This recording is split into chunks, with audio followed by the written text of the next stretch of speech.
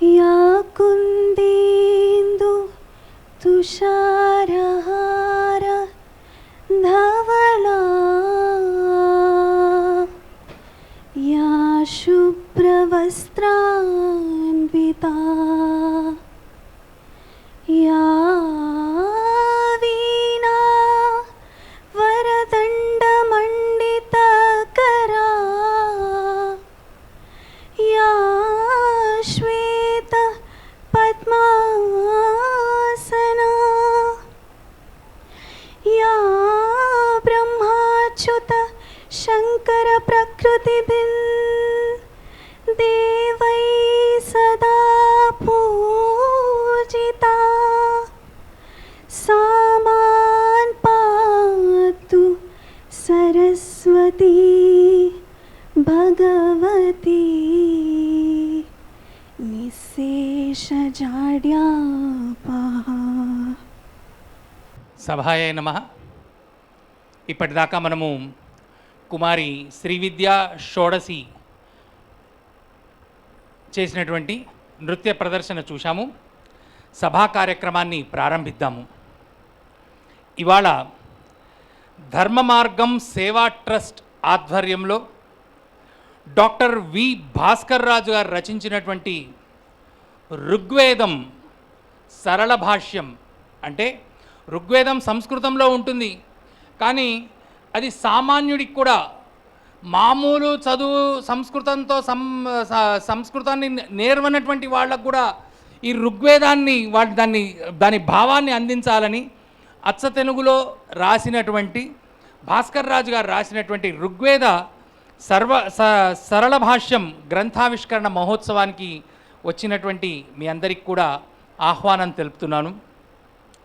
ఇవాల్టి గ్రంథావిష్కరణ మహోత్సవం మరియు ధర్మ మార్గం సేవా ట్రస్ట్ వారి వెబ్సైట్ ప్రారంభం, ఈ రెండు కార్యక్రమాలని ఈనాటి ఈ సాయం సమయంలో మనమందరము ఆ కార్యక్రమంలో పాల్పంచుకుంటున్నాము.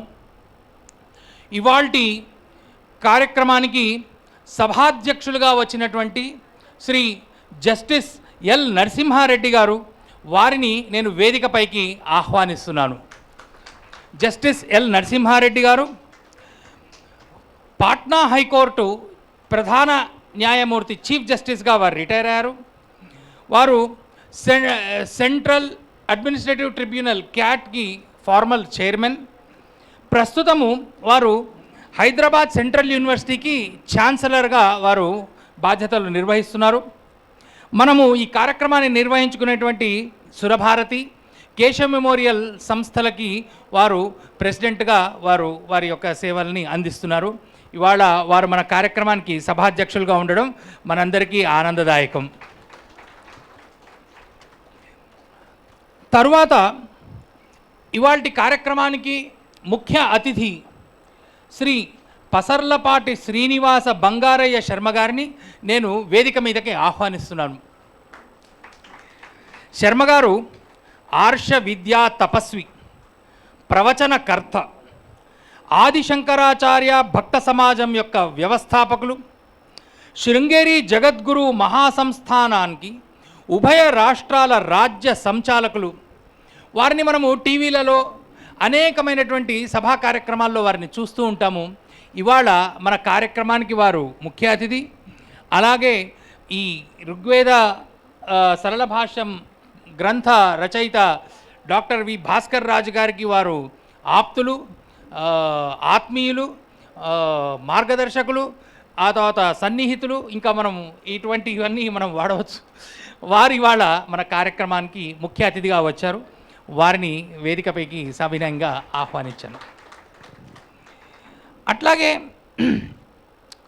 ఇవాల్టి ఈ ఋగ్వేద సరళ భాష్యాన్ని మనకి పరిచయం చేయడానికి వచ్చినటువంటి గ్రంథ పరిచయకర్తని వారిని నేను వేదిక మీదకి ఆహ్వానం చేస్తున్నాను. వారు శ్రీ జీవి రామకృష్ణమూర్తి గారు. శ్రీ జీవి రామకృష్ణమూర్తి గారు న్యూక్లియర్ ఫ్యూయల్ కాంప్లెక్స్ ఎన్ఎఫ్సిలో సైంటిఫిక్ ఆఫీసర్గా పనిచేస్తున్నారు. వారు ఉభయ రాష్ట్రాల్లో ఆర్ష వాంగ్మయం సనాతన ధర్మం వారికి చక్కటి పట్టు, దానితో ఆ వ్యాఖ్యానాలు ఉపన్యాసాలతో వీరు ఆర్ష వాంగ్మయాన్ని తర్వాత సనాతన ధర్మ ప్రచారానికి వారు దోహదపడుతున్నారు. భక్తి టీవీ, ఈటీవీ, 10 టీవీ ఇటువంటి టీవీలతో పాటు మొన్నటిదాకా హెచ్ఎం టీవీలో గీతామృతం మీద వారు నిత్యం వారి యొక్క ఉపన్యాసాలు, దానితో పాటు సినీ ప్రముఖులు కె రాఘవేందర్ రావు పేరు మనం వినే ఉంటాం. రాఘవేందర్ రావు గారికి వారు 2 కథల్లో కథా సహకారం కూడా ఈ మధ్యనే అందించారు. ఇవాళ మనకి గ్రంథ పరిచయం చేయడానికి చక్కటి వక్తలాగా వారు మనకి లభ్యం కావటం, వీటితో పాటు వారు భాస్కర్ రాజు గారికి చక్కటి సన్నిహితులు మిత్రులు కూడా కావటం మనందరికీ ముదాహం. ఇవాళ వారిని నేను వేదిక మీదకి ఆహ్వానిస్తున్నాను. అట్లాగే ఆశీహ్ ప్రసంగం చేయడానికి ఆచార్య ప్రొఫెసర్ ముదిగొండ శివప్రసాద్ గారిని నేను వేదిక మీదకి ఆహ్వానిస్తున్నాను. ముదిగొండ శివప్రసాద్ గారు అందరికీ పరిచయమే. జగమెరిగిన బ్రాహ్మణులకు జంజమేళ అన్నట్లు వారు చారిత్రక నవలా చక్రవర్తిగా ప్రసిద్ధి. ఈ ఉస్మానియా విశ్వవిద్యాలయంలోనే వారు తెలుగు డిపార్ట్మెంట్లో వారు ఆచార్యులుగా, యూనివర్సిటీ ప్రొఫెసర్గా, హెడ్ ఆఫ్ ది డిపార్ట్మెంట్గా పనిచేశారు. దాదాపు 116 పైగా గ్రంథాల యొక్క వారు రచయిత, తర్వాత ప్రవచనకర్త. వారి ఉపన్యాసాలు వినని వారు ఉండరు టీవీలలో. తర్వాత వేద విజ్ఞానాన్ని ప్రచారం చేయటంలో వారు ప్రముఖంగా పనిచేస్తుంటారు. ఇవాళ వారు భాస్కర్ రాజు గారి మీద గౌరవంతో, భక్తితో, శ్రద్ధతో భాస్కర్ రాజు గారి కార్యక్రమంలో తను స్వయంగా పాల్గొనాలి అనేటువంటి ఒక ఉత్సుకతతో వారు భాస్కర్ రాజు గారితో కాంటాక్ట్ చేసి ఇవాళ కార్యక్రమంలో ఉన్నారు. భాస్కర్ రాజు గారు, ముదిగొండ శివప్రసాద్ గారు గత 3-4 సంవత్సరాలుగా వారికి పరిచయం బాగా ఉన్నది. భాస్కర్ రాజు గారి కార్యక్రమాలకి, టీవీ ఇంటర్వ్యూస్కి, వాటికి ముదిగొండ శివప్రసాద్ గారు సహాయ సహకారాలు వారు కలిసి పనిచేయటం. ఇవాళ ముదిగొండ శివప్రసాద్ గారు మనకి ఆశీఫ్ ప్రసంగం ఇవ్వడానికి వారు వచ్చారు. తర్వాత ఆఖరణ, లాస్ట్ బట్ నాట్ లీస్ట్ అని అంటారు ఇంగ్లీష్లో, ఆఖరణ మనకు ఈ గ్రంథ రచయిత డాక్టర్ వి భాస్కర్ రాజు గారిని కూడా వేదిక మీద ఆసీనులు కావాల్సిందిగా నేను కోరుతున్నాను.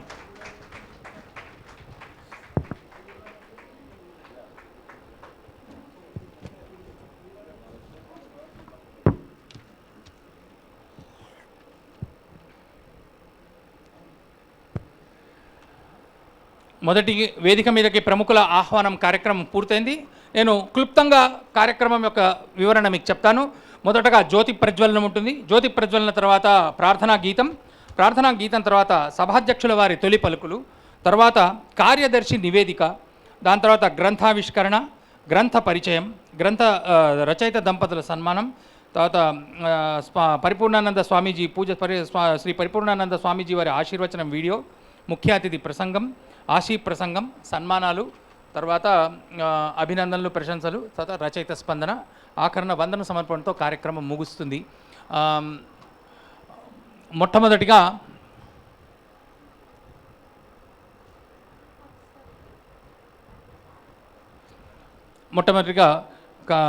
వేదిక మీద ఉన్నటువంటి వారిని జ్యోతి ప్రజ్వలన చేయడానికి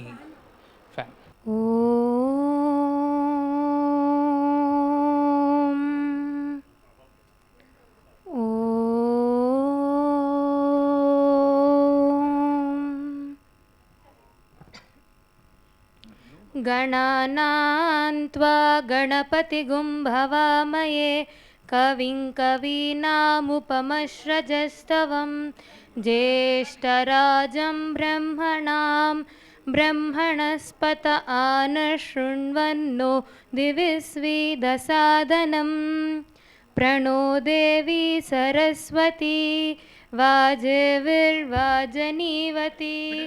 दीनामविप्रयवतु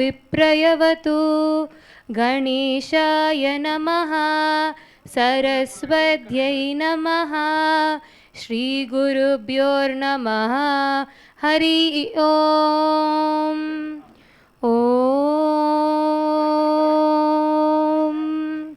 शांति शांति शांति। సభా సరస్వత్యై నమః. ఈనాటి ముఖ్య అతిథి మిత్రులు శ్రీ బంగారయ్య శర్మ గారు, పెద్దలు మనందరికీ సుపరిచితులు శ్రీ ముదిగొండ శివప్రసాద్ గారు,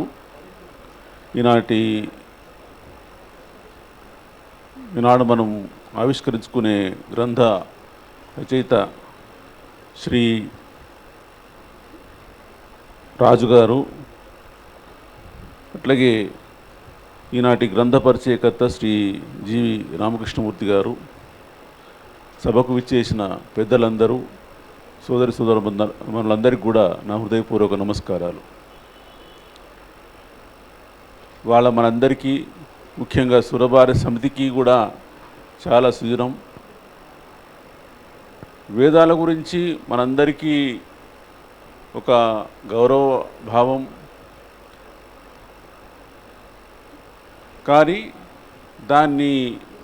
విషయాన్ని పూర్తిగా మనం తెలుసుకోలేకపోయామనే ఒక తపన కూడా ఉంటుంది. అది ఒక వ్యక్తి గురించి కానీ ఒక వస్తువు గురించి కానీ గౌరవం అంటే మనకు వాటి గురించి పూర్తిగా తెలియకుండా భక్తి వేరు, వాటి ప్రాశస్త్యం తెలిసిన తర్వాత ఉండే భక్తి అది వేరు. ఆ అవకాశాన్ని ఈరోజు మనకు శ్రీ భాస్కర్ రాజు గారు కల్పించినారు. అది ఋగ్వేదం ప్రపంచంలోనే తొలి శ్లోకం అగ్నిమీలే పురోహితం అన్నది, అది మనకు తెలుసు. ఇక దానికి ఒక విజ్ఞాన గని. వేదాల గురించి చెప్పే అంత అర్హత నాకు లేదు, ఆ శక్తి కూడా లేదు. కానీ వాటి ప్రాశస్త్యాన్ని కొంచెం మనం తెలుసుకున్న అవకాశం మనందరికి కూడా ఉంది. ప్రపంచంలో ఏ నాగరికత కూడా లేనటువంటి విజ్ఞాన గని అది. వీరు దాన్ని ప్రకృతి పట్ల ఉన్న విశేషమైన గౌరవం దృష్ట్యా చూసుకున్నా, లేకుంటే మానవ జీవితం దైనందిక జీవితం కానీ, లేకుంటే ఆధ్యాత్మిక జీవితం దృష్టి చూసినా కానీ అది అపారమైన సంపద.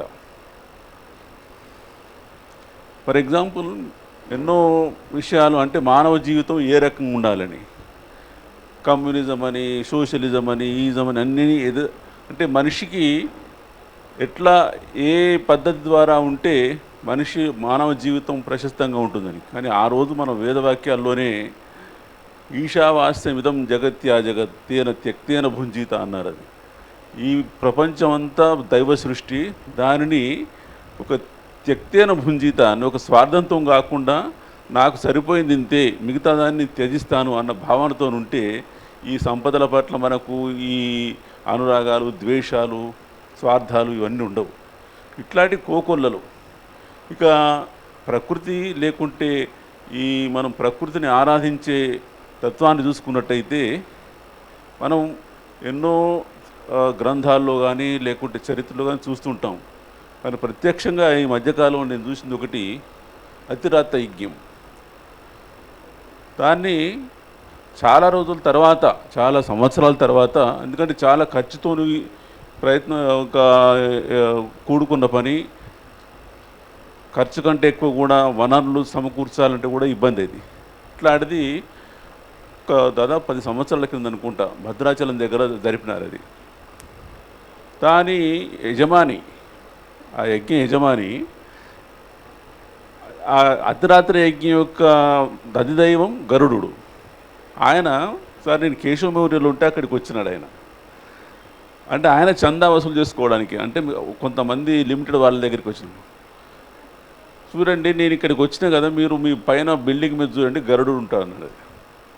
పోయి చూస్తే గరుడు. మళ్ళీ ఆయన బయటికి పోయి పోతుంటే, ఆయన కారు ఎడిపోతుంటే పైనుంచి అట్లా పోతుంది. అది అంటే దాని ప్రశస్తం చూడండి. అది తర్వాత యజ్ఞం జరిగిన తర్వాత వాళ్ళు అప్పుడే చెప్పినారు అది చాలా ప్రశస్తమైంది ఇది అని. ఆ యజ్ఞం జరిగే చోట దాదాపు 100 నుంచి 200 కిలోమీటర్ల పరిధిలో విపరీతమైన వర్షాలు పడతాయని. అది జరిగింది మే నెలలో. అందరూ ఏదో మామూలు ప్రాశస్త్య ప్రచారం కోసం అంటారనుకున్నాం. కానీ అది చూస్తే 2-3 ఏళ్ళ కరువులో ఉన్న ప్రదేశం. అది వర్షం అంటే మామూలు వర్షం కాదు. అది ఆ యజ్ఞం వాటికలు కూడా కొన్ని కూలిపోయి అంత అటు వర్షం పడ్డది. అది అయితే దానికి ప్రచారం కూడా అప్పుడు ఎక్కువ వస్తే చాలామంది సైంటిస్టులు, సైంటిఫిక్ కమ్యూనిటీ దాదాపు ఒక 100 మంది సైంటిస్టులు అక్కడికి వచ్చినారు. అది దాన్ని అన్ని ఒక్కొక్క నైట్రోజన్ కంటెంట్, ఆక్సిజన్ కంటెంట్ ఏరియాలో ఉంది. అగ్ని ప్రవర్గ్య అని ఒకటి చూస్తే చిన్న గుడిసెలో చేసింది. అది 0 నుంచి 2400 డిగ్రీ సెంటిగ్రేడ్కు 5 సెకండ్లో పోయింది. అది అంటే మనం ఇవన్నీ అనలైజ్ చేసుకుంటూ పోతే మనకు ఇంకా మనం ఎంత కోల్పోతున్నాం వాటిని పూర్తి తెలుసుకోకుండా అన్నది వస్తుంది.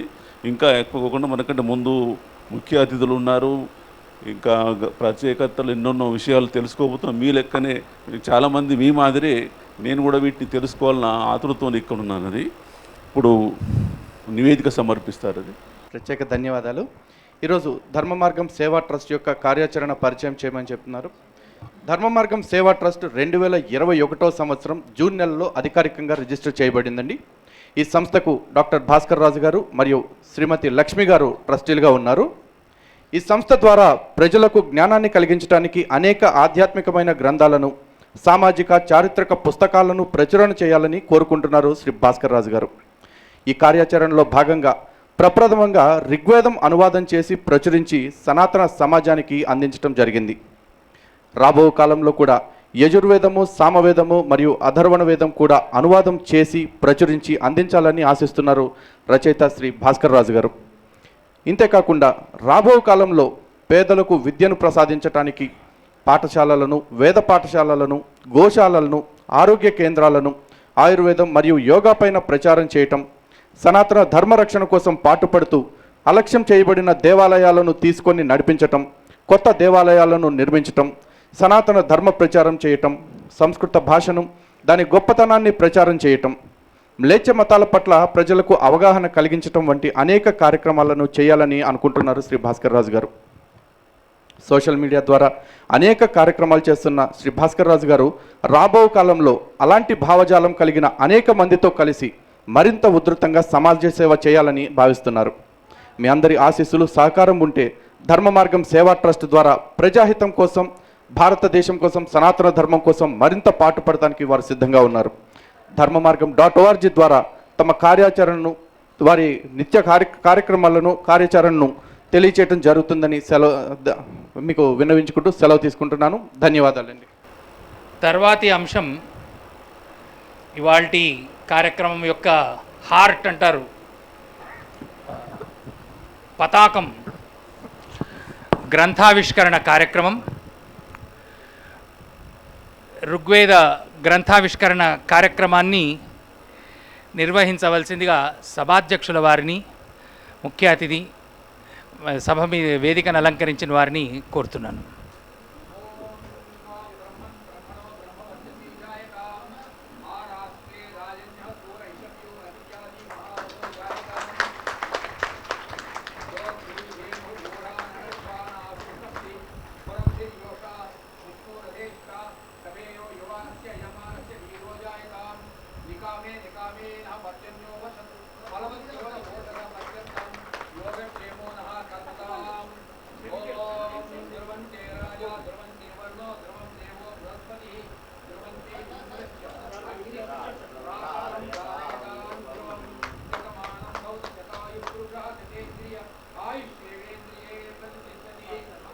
ఈశావాస్యమిదం సర్వం యత్కించిత్ జగత్యాం జగత్ తేన త్యక్తేన భుంజీదా మా గృధ కస్యస్విద్ధనం.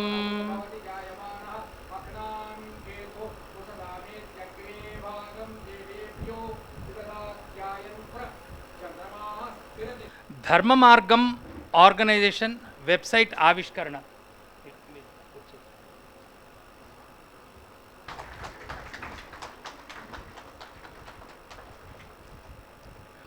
ఋగ్వేదం సరళ భాష్యం పుస్తక గ్రంథావిష్కరణ అయింది.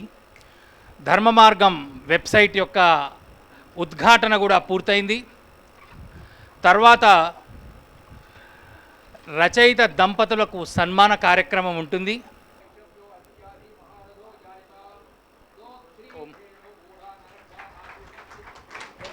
ఓం.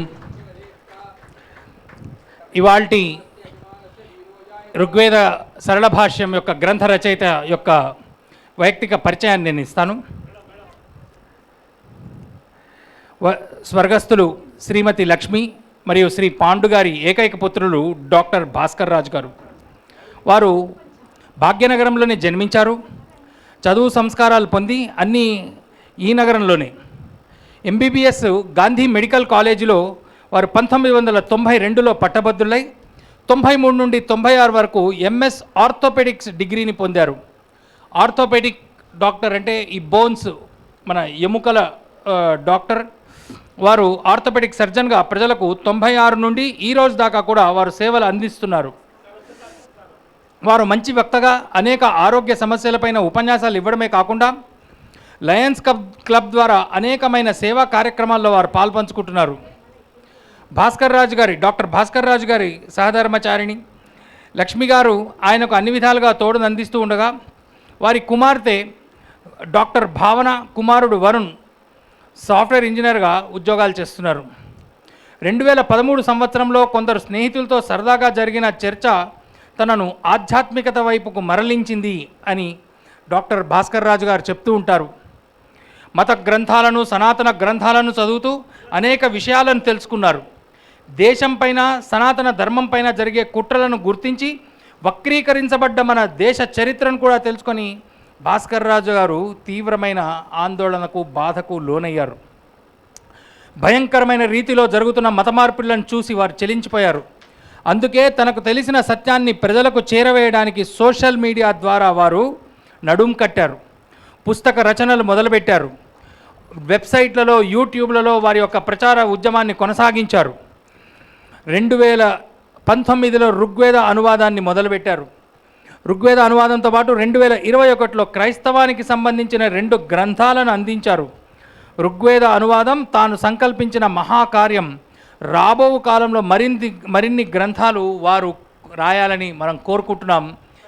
భాస్కర్ రాజు గారి యొక్క వ్యక్తిగత పరిచయం. ఇవాళ హిందూ ఐక్య వేదిక తరపున సంస్థలు కూడా వారిని సన్మానం చేయడానికి ముందుకొచ్చాయి. వారిని కూడా భాస్కర్ రాజు గారిని సన్మానం చేయడానికి నేను ఆహ్వానిస్తున్నాను.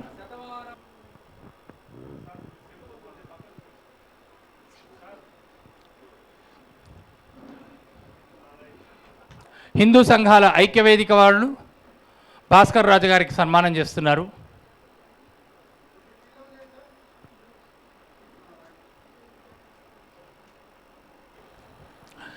ఇవాల్టి గ్రంథ రచయిత డాక్టర్ వి భాస్కర్ రాజు గారికి సన్మాన పత్రాన్ని అందిస్తున్నటువంటి వారు ఆచార్య క్షిప్రముని పీఠం ముదిగొండ శివప్రసాద్ గారు నిర్వహిస్తున్నారు. వారు ఇవాల్టి సన్మాన పత్రం గ్రంథ రచయితకు అందజేస్తారు. వేద విజ్ఞాన విశారదులు డాక్టర్ వి భాస్కర్ రాజు గారు రచించిన ఋగ్వేదం సరళ భాష్యం గ్రంథావిష్కరణ సందర్భాన్ని పురస్కరించుకొని సమర్పిస్తున్న అక్షర మందార మాల. మహాశయ, 1966 జనవరి 31వ తేదీ తెలంగాణలో శ్రీ పాండు శ్రీమతి లక్ష్మీ దంపతుల గర్భశుక్తి ముక్తాఫలమై జన్మించారు. హైదరాబాదులో వైద్య ఉన్నత విద్యను అభ్యసించి ఆర్థోపెడిక్ సర్జన్గా మీ జీవితాన్ని ప్రారంభించారు. ఎందరో దుఃఖార్తులకు ప్రాణదానం చేశారు. ధర్మబంధు, భారతమాతకు మీ రుణము తీర్చుకునే నిమిత్తము వివిధ ధార్మిక, సామాజిక, సాంస్కృతిక సంస్థలలో కార్యకలాపాలు నిర్వహించారు. లయన్స్ క్లబ్లో సభ్యులై మీ సమాజ సేవను విస్తరించారు. క్రైస్తవంలో వీడని చిక్కుముడులు సత్యసువార్త గ్రంథాలను వెలువరించి భారతీయ ధర్మరక్షణకై కంకణం కట్టుకున్నారు. ఇప్పుడు అనితర సాధ్యమైన ఋగ్వేద భాష్యాన్ని సరళ వచనంలో వెలువరించి వేదమాత రుణం తీర్చుకున్నారు.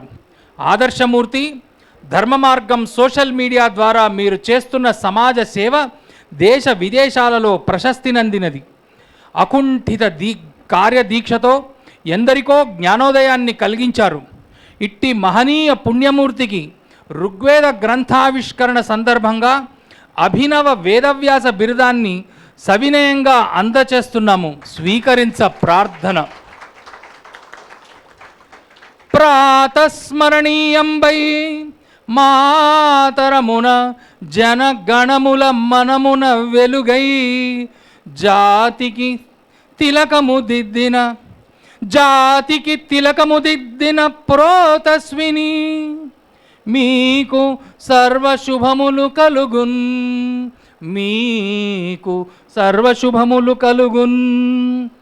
ఇట్లు ఆచార్య క్షిప్రముని పీఠం వేద విజ్ఞాన ప్రచార పరిశోధనా సంస్థ హైదరాబాదు. ప్లవనామ సంవత్సరం మాఘమాసం బహుళ చతుర్థి 20 ఫిబ్రవరి 2022. ధర్మో రక్షతి రక్షితః. ఈ సన్మాన పత్రాన్ని ముదిగొండ శివప్రసాద్ గారు భాస్కర్ రాజు గారి దంపతులకు అందిస్తారు.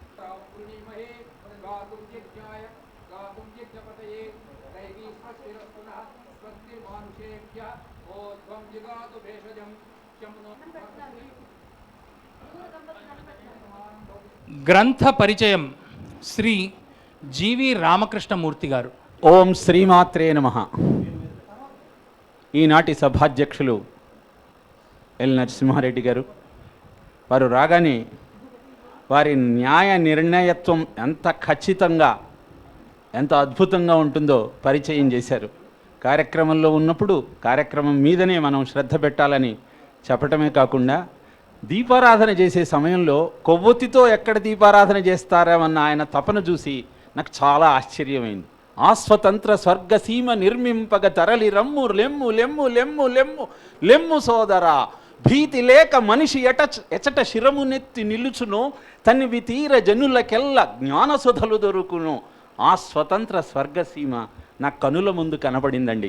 ఎందుకంటే సభాధ్యక్షులు అంటే సామాన్యంగా మనం ఏం చేస్తామంటే ఉన్నతమైన పదవిలో ఉన్న వాళ్ళని తీసుకొచ్చి పెడతాం. అక్కడ వాళ్ళకి ఆ కార్యక్రమం గురించి ఏమాత్రం అవగాహన లేకుండా ప్రవర్తించేటువంటి అలవాటును చాలా చోట్ల చూస్తున్నాను. కాబట్టి ఇది చూడగానే నాకు కూడా వారికిలాగా నిక్కచ్చిగా చెప్పే అలవాటు ఉంది కాబట్టి చెప్పే ప్రయత్నం చేస్తున్నాను. సభాముఖంగా వారిని ఏం అభ్యర్థిస్తున్నానంటే, మేము కూడా కార్యక్రమాలు చేస్తున్నామండి, మీలాగా అవగాహన ఉండి ఆరాటం ఉన్నవాళ్ళు సభాధ్యక్షులుగా ఉంటే మాకు సమాజానికి నేటి యువతకు మార్గదర్శకం అవుతుంది. కాబట్టి మేము పిలిచినప్పుడు మా అభ్యర్థనను మన్నిస్తారని కోరుకుంటున్నాను. తరువాత మా గురుతుల్యులు, వారికి నేను తెలియకపోవచ్చు కానీ నాకు వారు మార్గదర్శకం.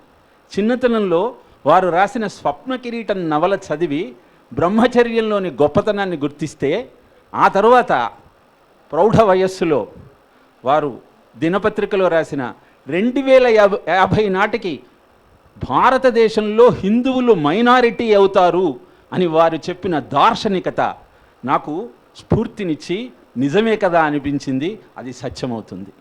ఇలా వారి యొక్క మార్గదర్శకంలో వారి రచనల స్ఫూర్తితో నా జీవితాన్ని నేను ముందరికి కొనసాగిస్తున్నాను. కాబట్టి వారికి పాదాభివందనం చేస్తున్నాను. ఇక బంగారయ్య శర్మ గారు అంటే మాకు ఆప్తమిత్రులు, మేము నిత్యం మాట్లాడుకుంటుంటాం, ఒక్కోసారి పోట్లాడుకుంటుంటాం. కాబట్టి వారికి ఒక్కసారి సభాముఖంగా నా అభినందనలు నమస్కారాలు తెలియజేస్తూ, ఆంగ్లంలో ఒక సామెత ఉన్నదండి, some people brings happiness where ever they go, some people brings happiness when ever they go. అంటే రావటం వల్ల ఆనందాన్ని ఇచ్చేవాళ్ళు కొంతమంది అయితే పోవటం వల్ల ఆనందించేవాళ్ళు చాలామంది. నేను మొదటి కోవకు చెంది ఉండాలి అనుకుంటున్నాను. కాబట్టి సభాధ్యక్షులను అర్థిస్తూ 3 విషయాలు చెప్పాలి. గ్రంథ పరిచయం అన్నారు కానీ గ్రంథకర్త పరిచయం కూడా నా మనసు ఆరాటం పొందుతోంది. అసూయ, అభినందన, ఆనందం కలగలిపినటువంటి ఒక ఉన్మాద స్థితిలో ఉన్నా కాబట్టి సమయాన్ని నేను దృష్టిలో పెట్టుకుంటా. దాటినప్పుడు మట్టుకు ఆపకండి. ఇహ కసి ప్లస్ కృషి కలిస్తే ఋషి. ఈ మాట భాస్కర్ రాజు గారి గురించి చెప్పటంలా, ఆయన ఋషితుల్యుడని మనకందరికీ ఇప్పటికే తెలిసింది. మొట్టమొదటి కార్యక్రమ ప్రారంభంలో అద్భుతంగా నాట్య ప్రదర్శన చేసిన శ్రీ విద్యా షోడశ గురించి చెబుతున్నానండి. ఈనాటి యువతకు లలిత కళలు, భారతీయ లలిత కళలు ఆదర్శం కావాలి. ఎందుకంటే అవి అల్టిమేట్గా నిన్ను పరమాత్మ వైపుకు తీసుకువెళ్తాయి. నీ ఏజ్లో సచిన్ టెండూల్కర్ సెంచరీ కొట్టాడురా అని తండ్రి అంటే, నీ ఏజ్లో చంద్రబాబు నాయుడు చీఫ్ మినిస్టర్ అయ్యాడు అని తిరిగి చెప్పేటువంటి యువత నేడు మన కన్నుల ముందు కనపడుతోంది. దానికి కారణం నేడు కనపడుతున్నటువంటి సినిమాలు. కీటకము తెచ్చి భ్రమరము పాటవముగా భ్రంభమింప భ్రాంతంపై తక్కీటకము భ్రమర రూపము వహించి పాటించే కాదే భయయోగము అంటాడు పోతన సప్తమ స్కందంలో. కీటకాన్ని తెచ్చి తుమ్మెద గూట్లో పెట్టి పొడవగా కొంతకాలానికి ఆ కీటకం కాస్త తుమ్మెదగా మారుతోంది. దీన్ని భ్రమర కీటక న్యాయము అంటారు. ఇది మనకు ప్రకృతిలో కనపడుతోంది. ఈనాడు మన పిల్లలకు కాలేజీ విశృంఖలమైన కాలేజీ వాతావరణం అనే తుమ్మెద, నెట్ అనే తుమ్మెద, సెల్ అనే తుమ్మెద, ఇన్ని తుమ్మెదలు కనపడుతూ ఉంటే కుడుతూ ఉంటే వాళ్ళలో ఒక ఆదిశంకరుడు, ఒక వివేకానంద ఎలా కనపడతారు? కాబట్టి పిల్లలకు భారతీయ లలిత కళలలో శిక్షణ ఇవ్వాలన్నది మనం ముఖ్యంగా గుర్తుపెట్టుకోవాలి. పగలైనా లేవాలేను, లేచినా బయటకు పోను, వచ్చినా నాకే నేను, ఎందుకో అర్థం కాను, జిమ్ మాయా అని రాస్తే నేను చాలా సంతోషించా. నిజంగా మాయాను గుర్తించాడు, వీడికి భగవద్గీత అవసరం లేదు అనుకున్నా. కానీ తర్వాత ప్రేమిస్తేనే ఇంతటి హాయ అంటున్నాడు. ఆ దరిద్రాన్ని హాయ్ అనుకునేటువంటి ఆధునిక యువతకు నేడు మన కళలు మార్గదర్శకమవుతాయి. ఇక నా పరిచయం అడుగుతూ భాస్కరరాజు గారు అక్కడ ఆధ్యాత్మికవేత్త, శాస్త్రవేత్త అని రాశారండి. నాకు అది చూడగానే భయం వేసింది. ఎందుకంటే ఒక సభలో ఆయన లేచి నిష్కర్షగా చెప్పాడు, శాస్త్రవేత్త అంటే ఎవరికీ తెలియని విషయాలను అందరికీ అర్థమయ్యేలాగా వివరించేవాడు, ఆధ్యాత్మికవేత్త అంటే అందరికీ తెలిసిన విషయాలు ఎవరికీ అర్థం కాకుండా చెప్పేవాడు. ఈ రెండు ఈయనలో ఎలా ఉన్నాయో నాకు అర్థం కాలేదన్న. విద్యాంచ అవిద్యాంచ ఎత్వేద ఉభయం సహా అవిద్యయా మృతం తీత్వా విద్యయా మృతమశ్నుతే. ఈశావాస్యోపనిషత్తు చెబుతోందండి. భారతీయ జీవన విధానం అంతా విద్య అవిద్యల సమ్మేళనం. విద్య అంటే ఎటర్నల్ ఎక్స్పీరియన్సబుల్ స్పిరిచువల్ నాలెడ్జ్, అవిద్య అంటే ఎక్స్టర్నల్ ఎక్స్పెరిమెంటబుల్ సైంటిఫిక్ నాలెడ్జ్. అనుభవైకమేత్యమైనటువంటి పరమాత్మ చింతన ఆధ్యాత్మిక విజ్ఞానం అయితే, ప్రత్యక్షంగా ప్రయోగాత్మకంగా నిరూపింపబడేది ఆధునిక విజ్ఞానం. ఈ రెండింటి కలగలుపు భారతీయ జీవన విధానం. దానికి నిలువెత్తు నిదర్శనం భాస్కర్ రాజు గారు. ఎందుకు నేను ఈ మాట చెప్తున్నానంటే, విరిగిన ఎముకలను కదిలిన భూమికలను ఎలా అతుకు పెట్టాలో తెలిసిన కర్మయోగి ఆయన. వికారమైన మనసులకు, అకారణమైన వ్యాఖ్యానాలకు ధీటుగా సమాధానం చెప్పగలిగిన రాజయోగి ఆయన. ఈ మాటలు నేను ఏదో ఆయనను పొగడడానికి చెప్పడంలా, నాకు దీనికి ప్రమాణం ఉంది. నేను ఎక్కువ సమయం తీసుకోకుండా వివరించే ప్రయత్నం చేస్తాను. ఆయనతో నా పరిచయం ఎప్పటిది అంటే, ఆయన నాస్తిక సామ్రాజ్యాన్ని రత్నాకరుడుగా పరిపాలించే రోజుల్లోది. అలాంటి రత్నాకర నాస్తిక రాజు ఈరోజు ఋగ్వేదానికి భాష్యం రాయటమే ఎంత ఆనందమైంది అంటే, వాల్మీకిగా మారి వేద స్వరూపమైన రామాయణానికి వ్యాఖ్యానం చేసిన అనుభూతి నాకు కలుగుతుంది. అందుకే నాకు నారాయణీయంలో ఒక శ్లోకం గుర్తుకొస్తోంది. మొట్టమొదటి శ్లోకం, సాంద్రానందావబోధాత్మకమనుపమితం కాలదేశావతిభ్యాం నిర్ముక్తం నిత్యముక్తం నిగమశత సహస్రేణ నిర్భాస్యమానం అస్పష్టం దృష్టమాత్రే పునరురు పురుషార్థాత్మకం బ్రహ్మతత్వం తత్తావద్భాతి సాక్షాత్ గురుపవనపురే హంత భాగ్యం జనానా. నాకు అర్థమైందండి, మీకు అర్థం కాలేదన్న విషయం. కానీ నేను ఎందుకు చెప్తున్నానంటే, ఇప్పుడు ఒక దౌర్భాగ్యమైన స్థితి ఉంది. మీరు తెలుగు గ్రామర్ని కూడా ఇంగ్లీష్లో చెప్పాల్సి వస్తుంది. ఎలా చెప్తారనుకున్నా, what I can do for this divine tradition falling it is day to day fat all links devil desires loveless witless fitting families totally it has collapsed here all do good for it once again great almighty come on we are waiting Sriramalingeswara అని తెలుగులో దాన్ని రాసి, దానికి మగణమున 3 గురువులు పరగంగా ఆది గురువు భగణం వయ్యన్ ధర మధ్య గురువు జగణము సరసగుణ అంచ గురువు సగణం వయ్యన్ అంటే కానీ వాడికి అర్థం కావట్లేదండి. పద్మినీషండ సుగంధ మారుత వశస్ఫుట శీకర సిక్త మంజరీ మండిత భూరి భూరు సమాహృతమైన వటంబు కలిగిన రజ్జు నొక్కెడగట్టి ఇమ్ములన్ అని రాస్తే, సార్ మీరు ఏం చెప్పారు అంటారు. స్టూడెంట్స్ నా దగ్గరికి వస్తుంటారు కాబట్టి నా అనుభవాలను చెబుతున్నానండి. ఇలాంటి దౌర్భాగ్య స్థితిలో సంస్కృతం శ్లోకం ఎందుకు చదివాను అంటే, సంస్కృతానికి ఒక మాహత్యం ఉన్నదండి. It converts sound into existence. దీన్ని ప్రూవ్ చేశారండి. ఒక టోనోస్కోప్, ఇందాక నరసింహారెడ్డి గారు చెప్పారు, యజ్ఞం చేసేటప్పుడు ఆ యజ్ఞ నిర్వహణాధికారి వచ్చారు అంటే అక్కడ గరుడాధి దేవత కాబట్టి గరుడు నడిపించాడు అని. ఇది అక్షర సత్యం అండి. మీరు నమ్మినా నమ్మకమైనా సత్యం సత్యం పునః సత్యం. గొప్పతనం. సహయజ్ఞ ప్రజాసృష్ట్వా పురోవాచ ప్రజాపతి అనేన ప్రశవిష్యధ్వం ఏషవోత్విష్ట కామధుక్ అని భగవద్గీత చెప్పింది. నేను మనిషిని సృష్టిస్తూనే యజ్ఞాన్ని సృష్టించానయ్యా అని.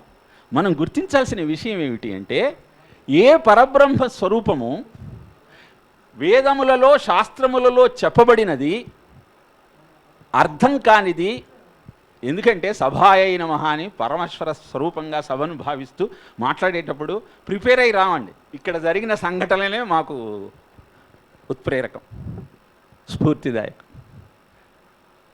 ఏదో చెప్తున్నాను. ఓకే, ఏ పరబ్రహ్మ స్వరూపం అయితే అర్థం కాకుండా ఆలోచిస్తే మాత్రమే అర్థమవుతుందో అది గురువాయూపురంలో సాక్షాత్తు సకారమై కనబడుతుందే, ఆ ప్రజలు ఎంత అదృష్టవంతులో కదా అని దాని అర్థం అండి.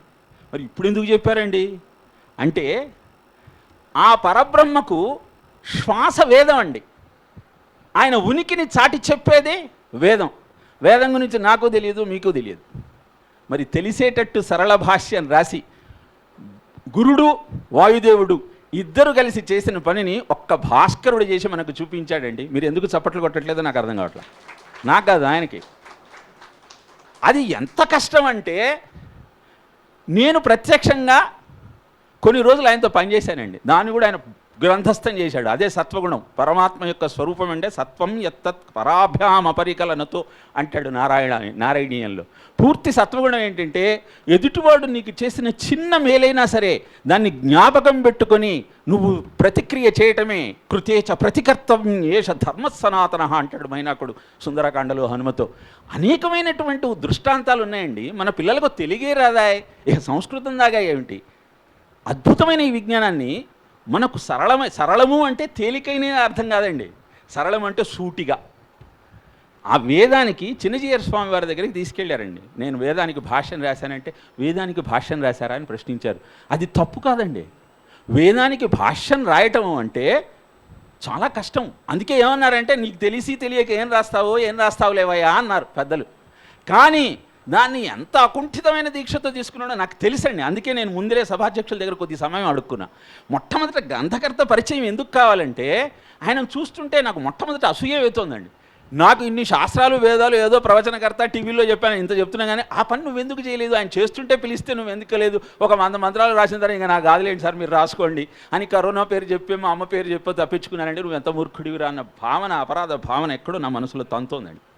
మీ ముందర చెప్పుకుంటే ఆ పాపం పోతుందని చెప్పుకుంటున్నా అంతే.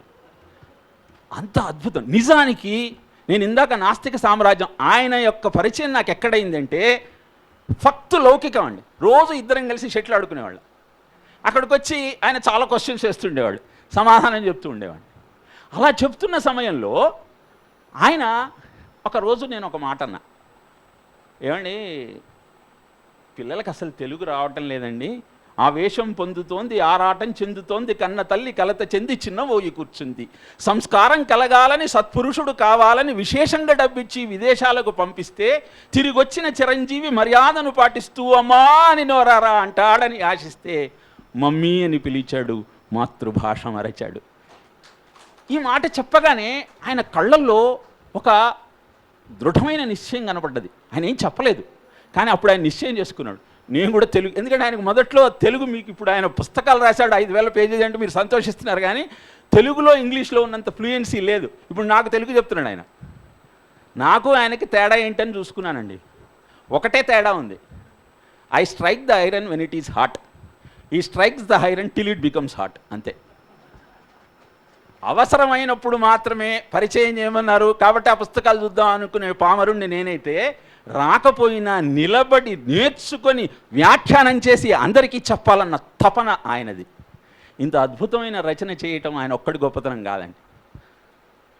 Behind every success there is one women, behind every unsuccessful man there are many women, అంతే తేడండి. ఆయనకు మార్గదర్శకం చేసింది మొట్టమొదట ఆయన తల్లిగారు, ఆమె పుణ్యకర్మల ఫలం, ఆశీర్వాద బలం ఆయనను ముందుకు నడిపిస్తే, ఇలాంటి కార్యక్రమాలు చేస్తే నార్మల్గా ఇంట్లో ఏమంటారో తెలుసా అండి, ఎందుకు వచ్చిన గొడవ, కూటికా గుడ్డకా, ఇంకో ఆపరేషన్ చేసుకో, ఇంకో భూమికి అతుకు పెట్టుకో, డబ్బులు వస్తాయి, ఎందుకు అనలేదండి ఆ ఇల్లాలు. ఆయన ఏం చేస్తే టైంకి వచ్చేదండి ఆయనకు బ్రేక్ఫాస్ట్. నేను చూశానండి, ఇది చెప్పకపోతే ఎలా మీకు అందరికీ. ఆ తల్లి చేసింది, శివశక్త్యాయుక్తో యది భవతి శక్త ప్రభవితుం నచేదేవం దేవో న ఖలు కుశల స్పందితుమపి అతస్త్వాం ఆరాధ్యాం హరిహర విరించాదిభిరపి ప్రణంతుం స్తోతుం వా కథమకృత పుణ్యప్రభవతి. ఏ జన్మలో ఏదో పుణ్యం చేసుకుంటే కానీ అలాంటి తల్లి యొక్క, అలాంటి భార్య యొక్క సాంగత్యం లభించదండి. అందుకే మీరు ఇద్దరిని అదే దృష్టితో, ఈయన ముందర కనపడతాడు, వెనక నుంచి ఆమె నడిపిస్తుంది. అలా అద్భుతంగా ఆ కార్యక్రమానికి శ్రీకారం చుట్టి ముందరికి నడిపించారండి. అమ్మ కావాలి, ఆ అమ్మ నాకు కావాలి. పొద్దున్నే నిదురలేపి తలంటి బొట్టు పెట్టి తలదుడిచి తీర్థం ఇచ్చి తాతయ్యను తోడిచ్చి బడికి నన్ను పంపించి కాదు కూడదంటూ నేను మారాము చేస్తుంటే కొట్టుకుంటూ తీసుకెళ్ళి మాస్టారుకు మాట చెప్పి మురిపంగా నన్ను పెంచిన అమ్మ నాకు కావాలి, ఆ అమ్మ నాకు కావాలి. సాయంత్రం ఇంటికొచ్చి ఏమన్నా పెట్టమంటే నన్నే పీక్కు తినమంటూ అలసిన తా విసుక్కున్నా గబుక్కున గారెలుండి గారంగా తినిపించి, చిట్టి తండ్రి పిచ్చి నాన్న ఆకలికి ఆగలేడు, అధికంగా తినలేడు అనుకుంటూ తలనిమిరిన అమ్మ నాకు కావాలి, ఆ అమ్మ నాకు కావాలి. పరీక్షల సమయంలో పట్టుదలగా చదువుతుంటే పిలిచినట్టు పక్కకొచ్చి పెరుగన్నం తినిపించి పక్క సర్ది దిండు పెట్టి పక్కింటి అత్తమ్మతో గర్వంగా చెప్పుకొని ఫస్ట్ ర్యాంకు నాకు వస్తే ఇంట్లో పండుగ చేసిన అమ్మ నాకు కావాలి, ఆ అమ్మ నాకు కావాలి. కామెర్లా వ్యాధితోటి కదలలేక నేనుంటే కళ్ళ నీళ్లు కుక్కుకుంటూ గుండెలకి హత్తుకుంటూ కనకదుర్గ తల్లివోలే కనిపెట్టుకు కూర్చున్న అమ్మ నాకు కావాలి, ఆ అమ్మ నాకు కావాలి.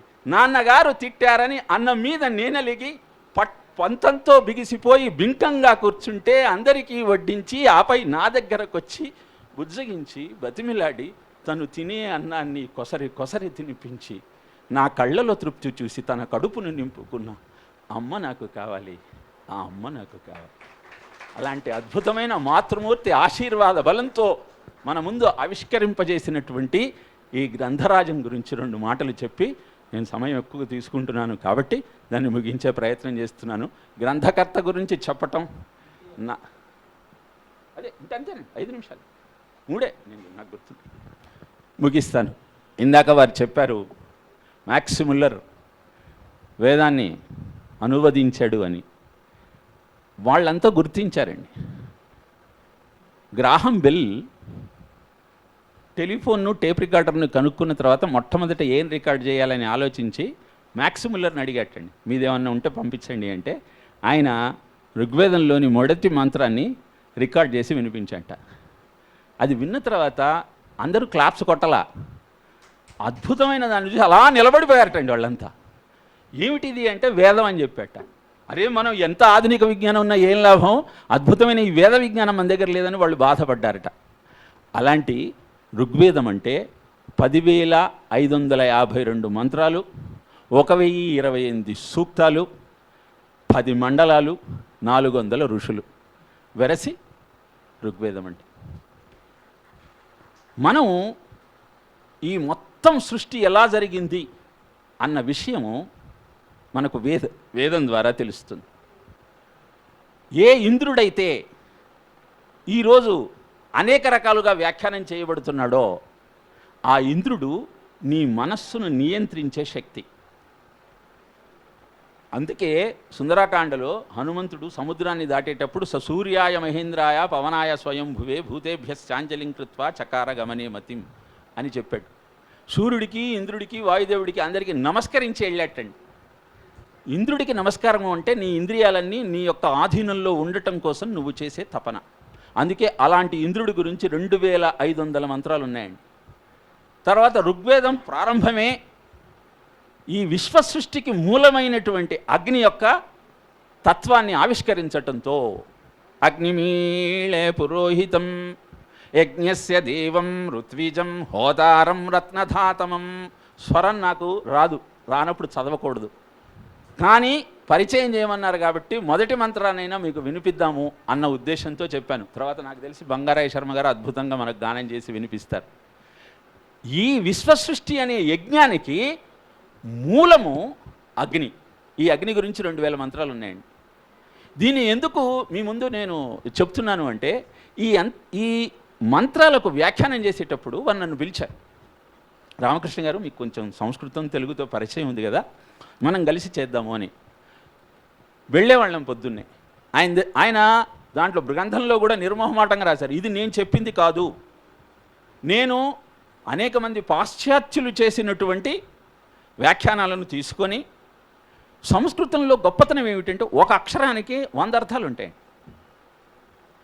ఇంద్రుడు ప్రాణశక్తులతో, గోవులతో, అశ్వములతో వచ్చను అంటే వెధవలు ఏమని కామెంట్ చేశారంటే, ఇంద్రుడు వచ్చి ఆవులను అశ్వములను ఇచ్చి వెళ్ళాడు అని మాత్రమే చెప్పారు.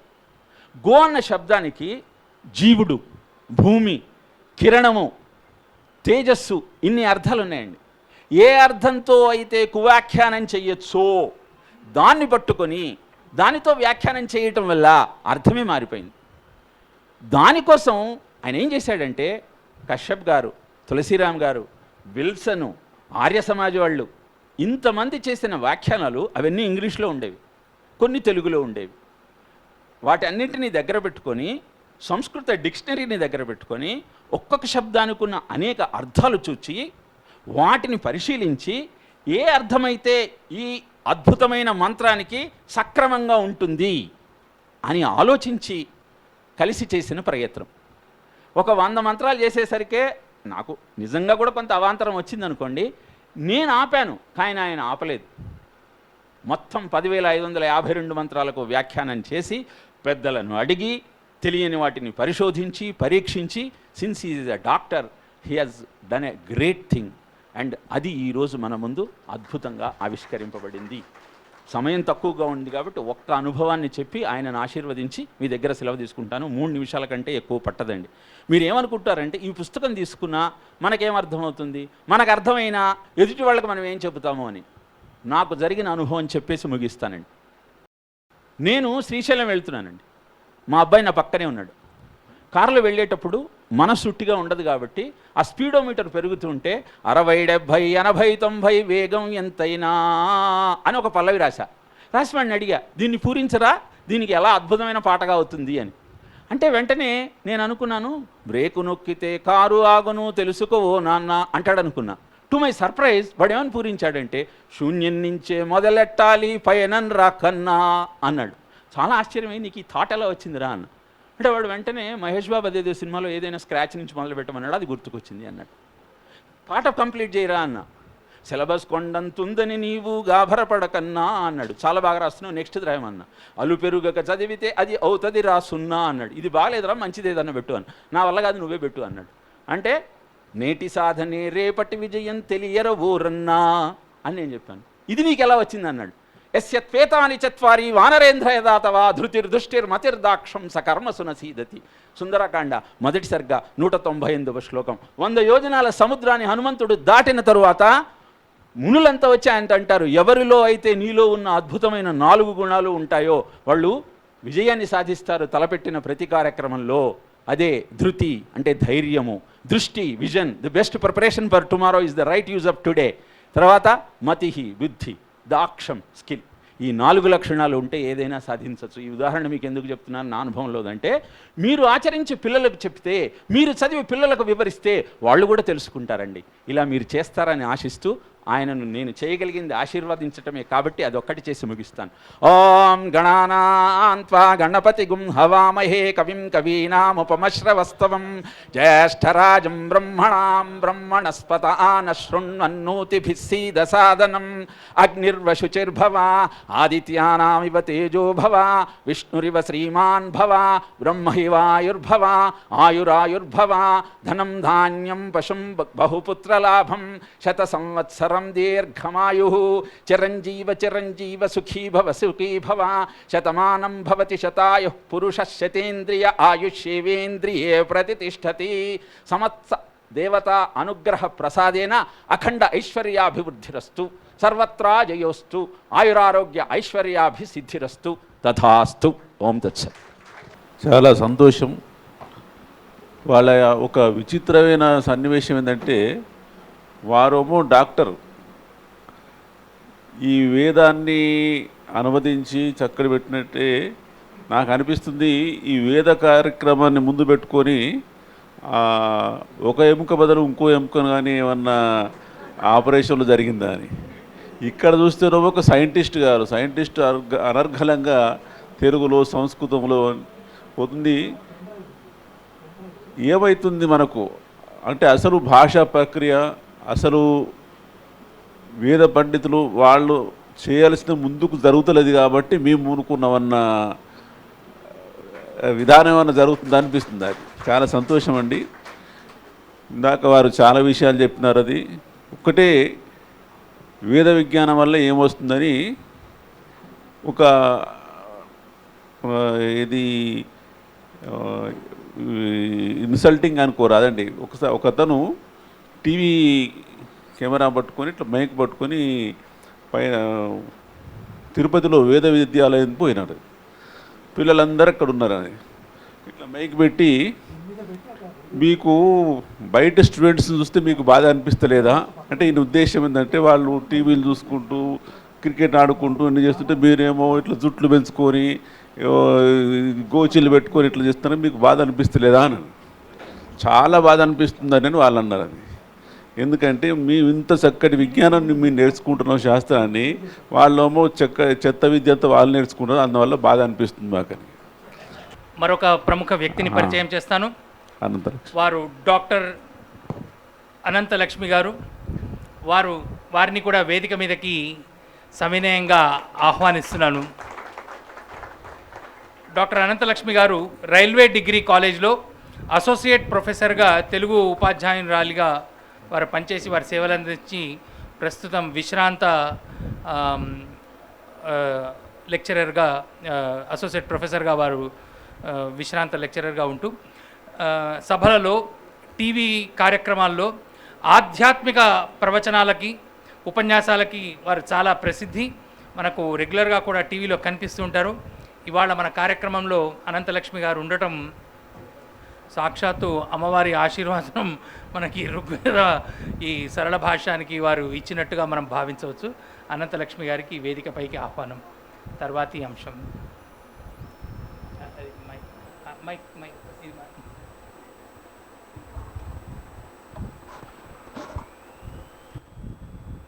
వేద శివ శివో వేద వేదాధ్యాయీ సదాశివః తేషమేవ సర్వప్రయత్నేన వేదమేవ సదా పఠేత్.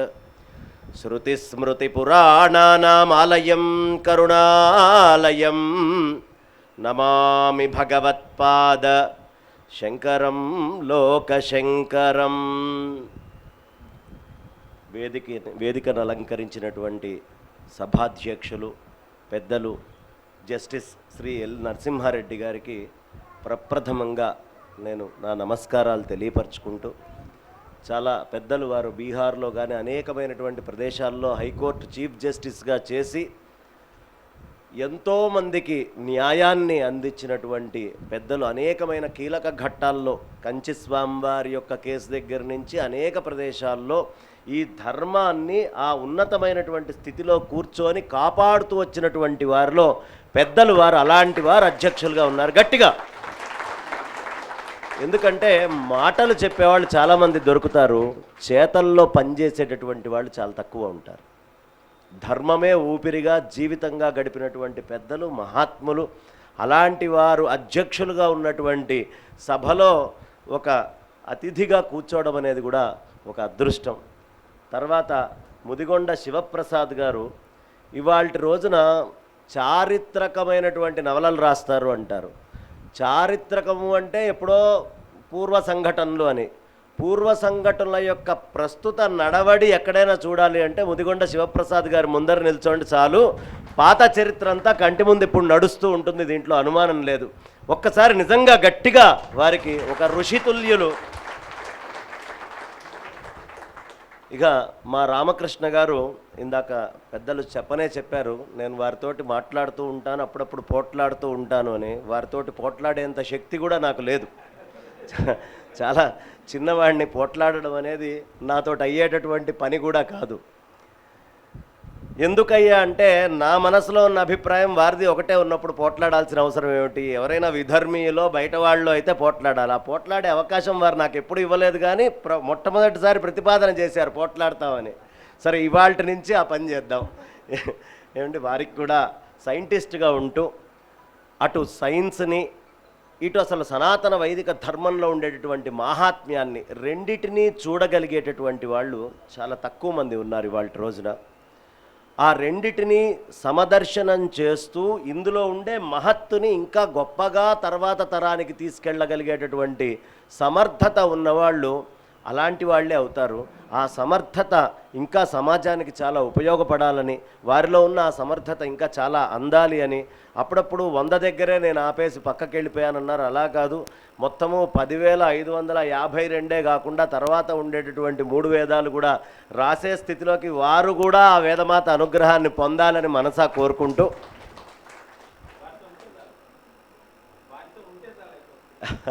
వారితోటి ఉండి చేస్తారో పక్కన ఉండి చేస్తారో చెయ్యండి, అది మాకు కావాల్సింది. తర్వాత ఇంకా అమ్మగారి గురించి చెప్పేటటువంటి మాట ఏముంది, అనంతలక్ష్మి గారు అంటే ఇవాళ మొత్తము లక్ష్మీ స్వరూపంగానే కనిపిస్తోంది. ఋగ్వేదములో దగ్గర ఒక 40 దాకా ఆడవాళ్ళు రచించినటువంటి ఉన్నాయి.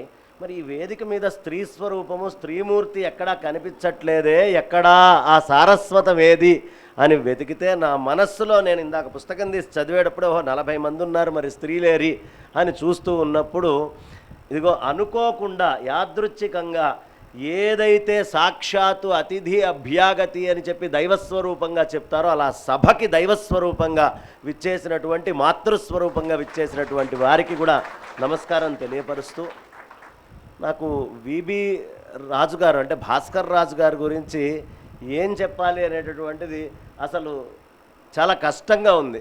ఎందుకయ్యా అంటే ఒకప్పుడు ఆయన పూర్తిగా నాస్తికుడు, ఆర్థోపెడిక్ డాక్టరు. ఆర్థో అనేటటువంటి శబ్దమునందు బహుశా ఇంకేముంది 3 అక్షరాలే కదా, కలుపుదామని ఆర్థోడాక్స్ అనేటటువంటి పదం యాడ్ చేసేద్దాం, ఆర్థోపెడిక్తో పాటు ఇది కూడా డిగ్రీ అనుకొని మెల్లిగా ఆర్థోడాక్స్ అని యాడ్ చేసుకొని ఆర్థోడాక్స్ని అంటే డాక్యుమెంట్స్ని, ఆర్థో డాక్యుమెంట్స్ని ఏదైనా మనం చెయ్యాలని డాక్యుమెంటేషను మనసులో చేయాలనే కోరిక కలిగి బహుశా ఈ ఋగ్వేదము అనే మామూలుగా ఏదో చిన్నవి ముట్టుకోవాలంటేనే చాలా భయం వేసేటటువంటి రోజులు. ఎందుకు ఒక వేదానికి సంబంధించింది అంటుకోవాలి అంటే లఘు సిద్ధాంత కౌముది వచ్చాయ్యా నీకు, ఏమిటి చెప్పుకున్నావా, వ్యాకరణం ఏమిటి అని అడిగేటటువంటి స్థితి.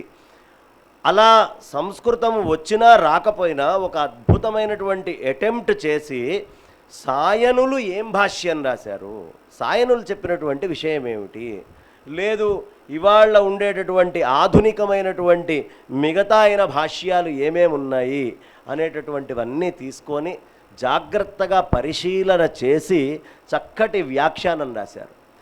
ఈ వేదము అనేటటువంటిది అపౌరుషేయం అండి. ఇది పురుషుడిచే సృష్టి చేయబడినటువంటిది కాదు, అపౌరుషేయం. ఎలా చెప్తారండి అంటే మొదటి మంత్రమే. ఇందాడి నుంచి మా జడ్జి గారు కూర్చొని మొదటి మంత్రం అంటున్నారు. అగ్నిమీళే పురోహితం యజ్ఞస్య దేవం ఋత్విజం అని మొదలవుతుంది. ఇప్పుడు అగ్ని ఈ దేవతలందరికీ పురోహితుడు. ఇది ఏ పురుషుడు చెప్పగలడండి? పురుషుడు చెప్పగలిగేటటువంటి విషయమా? అగ్నిహోత్రుడు దేవతలకి పురోహితుడు, ఇది కంటికి కనిపించేటటువంటి విషయమా? ఎవరైనా చెప్పగలిగేదా? కాబట్టి ఇది పురుషుడు రాస్తే అగ్నిమీళే పురోహితం అని రాయలేడు, అది అపౌరుషేయం. కాబట్టి ఆ అద్భుతమైనటువంటి మంత్రం అక్కడ మనకి మొట్టమొదట అపౌరుషేయం వేదమని చెప్పాలి కాబట్టే ఆ మంత్రంతో ఆరంభం చేశారు. వేదాల అపౌరుషేయం ఏమండి? అపౌరుషేయం ఎక్కడైనా ఉంటుందా పురుషుడు చేయకుండా? అయ్యా నక్షత్రాలు అపౌరుషేయం. నక్షత్రాలను పురుషుడు ఎవడైనా వెళ్ళి సృష్టించాడా? దొండకాయ అపౌరుషేయం, ఎవడు సృష్టించాడు? కాబట్టి అపౌరుషేయమైనటువంటి వస్తువులు అనేకానేకం ఉన్నాయి. ఆ అపౌరుషేయమైనటువంటి వేద విజ్ఞాన భాండాగారం, విత్ అనేటటువంటి జ్ఞాన ధాతువుతో మొదలైనటువంటి అద్భుతమైన భాండాగారమే ఋగ్వేదం. ఈ ఋగ్వేదంలో ఉండేటటువంటి గొప్పతనం ఏమిటి అంటే, ఇవాళ కొత్తగా కమ్యూనిస్టులందరూ అంటే ఒకప్పుడు మా భాస్కర్ రాజు గారి పూర్వపు మిత్రులు ఎవరైతే ఉన్నారో వాళ్ళందరూ చేసేటటువంటి ప్రయత్నం ఏమిటయ్యా అంటే, ఈ సంస్కృతి కేవలం ఏదో క్రీస్తు పూర్వం 1500 సంవత్సరాలు 2000 సంవత్సరాలు అని చెప్పే ప్రయత్నం చేస్తారు. అది పెద్ద తప్పు అని ఋగ్వేదం రుజువు చేస్తుంది. ఎలా చేస్తుంది అంటే, అది కూడా వారు రాశారు అందులో. అంబితమే నదీంతమే అని సరస్వతీ నది గురించి చాలా ప్రత్యేకంగా చెప్పబడ్డది. ఇప్పుడు సరస్వతీ నది ఎప్పుడు లుప్తమైందయ్యా అని సైంటిస్టులు తీసుకొని పెట్టి కూర్చున్నారు. 10,000 సంవత్సరాల క్రితం చాలా మటుకు లుప్తమై మళ్ళీ 5,000 సంవత్సరాల క్రితం అక్కడక్కడ దాని యొక్క ఛాయలు కనిపించినాయి అనేటటువంటి మాట ఇవాళ సైంటిఫిక్గా దాన్ని మొత్తము తీసి చెప్తున్నటువంటిది. మరి ఈ ఋగ్వేదం 1500 సంవత్సరాల క్రితమే అయితే ఎప్పుడో ఇంకిపోయినటువంటి సరస్వతీ నది గురించినటువంటి వ్యాఖ్యానము, ఆ పక్కన కూర్చొని యజ్ఞయాగాదులు చేసినటువంటి మంత్ర విశేషాలు అవి ఎలా చెప్పబడతాయి? కష్టం కదా. కాబట్టి ఋగ్వేదములో ఉండేటటువంటి గొప్పతనం ఏమిటయ్యా అంటే, కమ్యూనిస్టుల యొక్క నోరు మూయాలి అంటే మొట్టమొదట ఋగ్వేదాన్ని కరెక్ట్గా మనం అర్థం చేసుకోగలిగితే, అందులో ఉండే అశ్వవ్యవస్థని అర్థం చేసుకోగలిగితే, అందులో చెప్పేటటువంటి మంత్ర వ్యవస్థని, అందులో గ్రహగతుల గురించి, ఎలా సూర్యుడి చుట్టూ భూమి తిరుగుతుంది, ఈ భూమి చంద్రుడి యొక్క పరిక్రమ ఎలా ఉంది అని 10వ మండలంలోకి వెళ్ళి కనుక మనం చూస్తే అద్భుతంగా శాశ్వతమైనటువంటి ఆ గ్రహ కూటముల యొక్క మాహాత్మ్యాన్నంతా కూడా వర్ణించినటువంటి మహత్ విజ్ఞానమే ఋగ్వేదము. అంతటి గొప్పదైనటువంటిది ఈ ఋగ్వేదం. ఇలాంటి ఋగ్వేదాన్ని అసలు వ్యాఖ్యానం చేసి సాయనులది చదవాలి. ఇవాళ రోజున మామూలుగా ఒక చిన్న శ్లోకం చదవాలంటేనే మనం అల్లాడిపోతున్నామే. ఇందాక పాపం చిట్టి తల్లి ఇప్పుడిప్పుడే మొదలుపెట్టింది ఇక్కడికి వచ్చి, యాకుందేందు తుషారహార ధవళ అంటేనే ఒక అద్భుతమైన సెల్ ఫోన్ ఇలా పెట్టి యాకుందేంద తుషారహార ధవళ అని చదువుతోంది. అంటే చదువుతోంది, తనకు అక్కడికి దండం పెట్టాలి నేను. కానీ అది కూడా చూడనటువంటి పరిస్థితులు ఉన్నటువంటి ఈ ప్రపంచంలో ప్రతిదానికి ఒక డాక్యుమెంట్. ఎంత కష్టపడి కూర్చొని చదివితే అంత అద్భుతమైనటువంటి గ్రంథరాశిని ఒక వ్యక్తి తయారు చేయగలరండి. మొట్టమొదట ఈ పని చేస్తాను అని నా దగ్గరకు వచ్చినప్పుడు చెయ్యాలి అని మనస్ఫూర్తిగా కోరుకున్నాను, కానీ చెయ్యగలరో లేదో అనే సందేహంలో నేనున్నాను. నా సందేహాన్ని పటాపంచలు చేశాను అని చెప్పడానికి ఆ రోజు కలిసి, ఇదిగోనయ్యా రాశాను రా చూసుకో అని నా సందేహాన్ని మొత్తాన్ని పటాపంచలు చేసినటువంటి వారు మా రాజుగారు. అది నేను చండీయాగం చేస్తూ ఉన్నాను. చండీయాగం చేసేటటువంటి సమయంలో అక్కడికొచ్చి ప్రప్రథమంగా నేను ఈ సంకల్పం పెట్టుకున్నానండి అని చెప్పారు. అమ్మవారి అనుగ్రహంతో దిగ్విజయంగా కావాలని కోరుకుంటున్నాను అని మనస్ఫూర్తిగా చెప్పాను. మళ్ళీ చండీయాగం చేసేటప్పుడే మొన్న మాఘ పౌర్ణమికి కరపత్రం తీసుకొని వచ్చి, అయ్యా మీరు తప్పకుండా రావాలి అని నాకు కరపత్రాన్ని అందించారంటే పరిపూర్ణమైనటువంటి అమ్మ అనుగ్రహం ఆయన పట్ల ఉంది అని చెప్పడానికి నా కంటికి నాకు కనిపించేటటువంటి దృష్టాంతం ఇది. ఇక ఆఖరిగా, ఎందుకంటే సభలోకి సభ బయటికి పంపించడానికి 2 రకాలుగా ఉంటారు. ఈ మనకి ముదిగొండ శివప్రసాద్ గారు, ఇంకా అమ్మగారు, మన రాజుగారు, ఇంతమంది మాట్లాడాల్సినటువంటి అవసరం ఉంది. లక్ష్మీ స్వరూపంగా ఉంది అన్నాను. మా రాజుగారి యొక్క తల్లిగారైన లక్ష్మీదేవి గారు, ఆ వెంటనే వెంకట్రావు గారు, ఈ దంపతులు ఇద్దరు కీర్తిశేషులు అన్నారు. కీర్తిశేషులు అనే పదానికి పరిపూర్ణమైనటువంటి అర్హత, తర్వాత కీర్తి ఇలా ఉంటుంది అని చూపించేటువంటి పుత్రుణ్ణి కన్నారు కాబట్టి నిస్సంకోచంగా వాళ్ళు కీర్తిశేషులే. ఇక వారి శ్రీమతి గారు, ఆవిడ లక్ష్మీబాయి అయితే ఈవిడ లక్ష్మి గారు.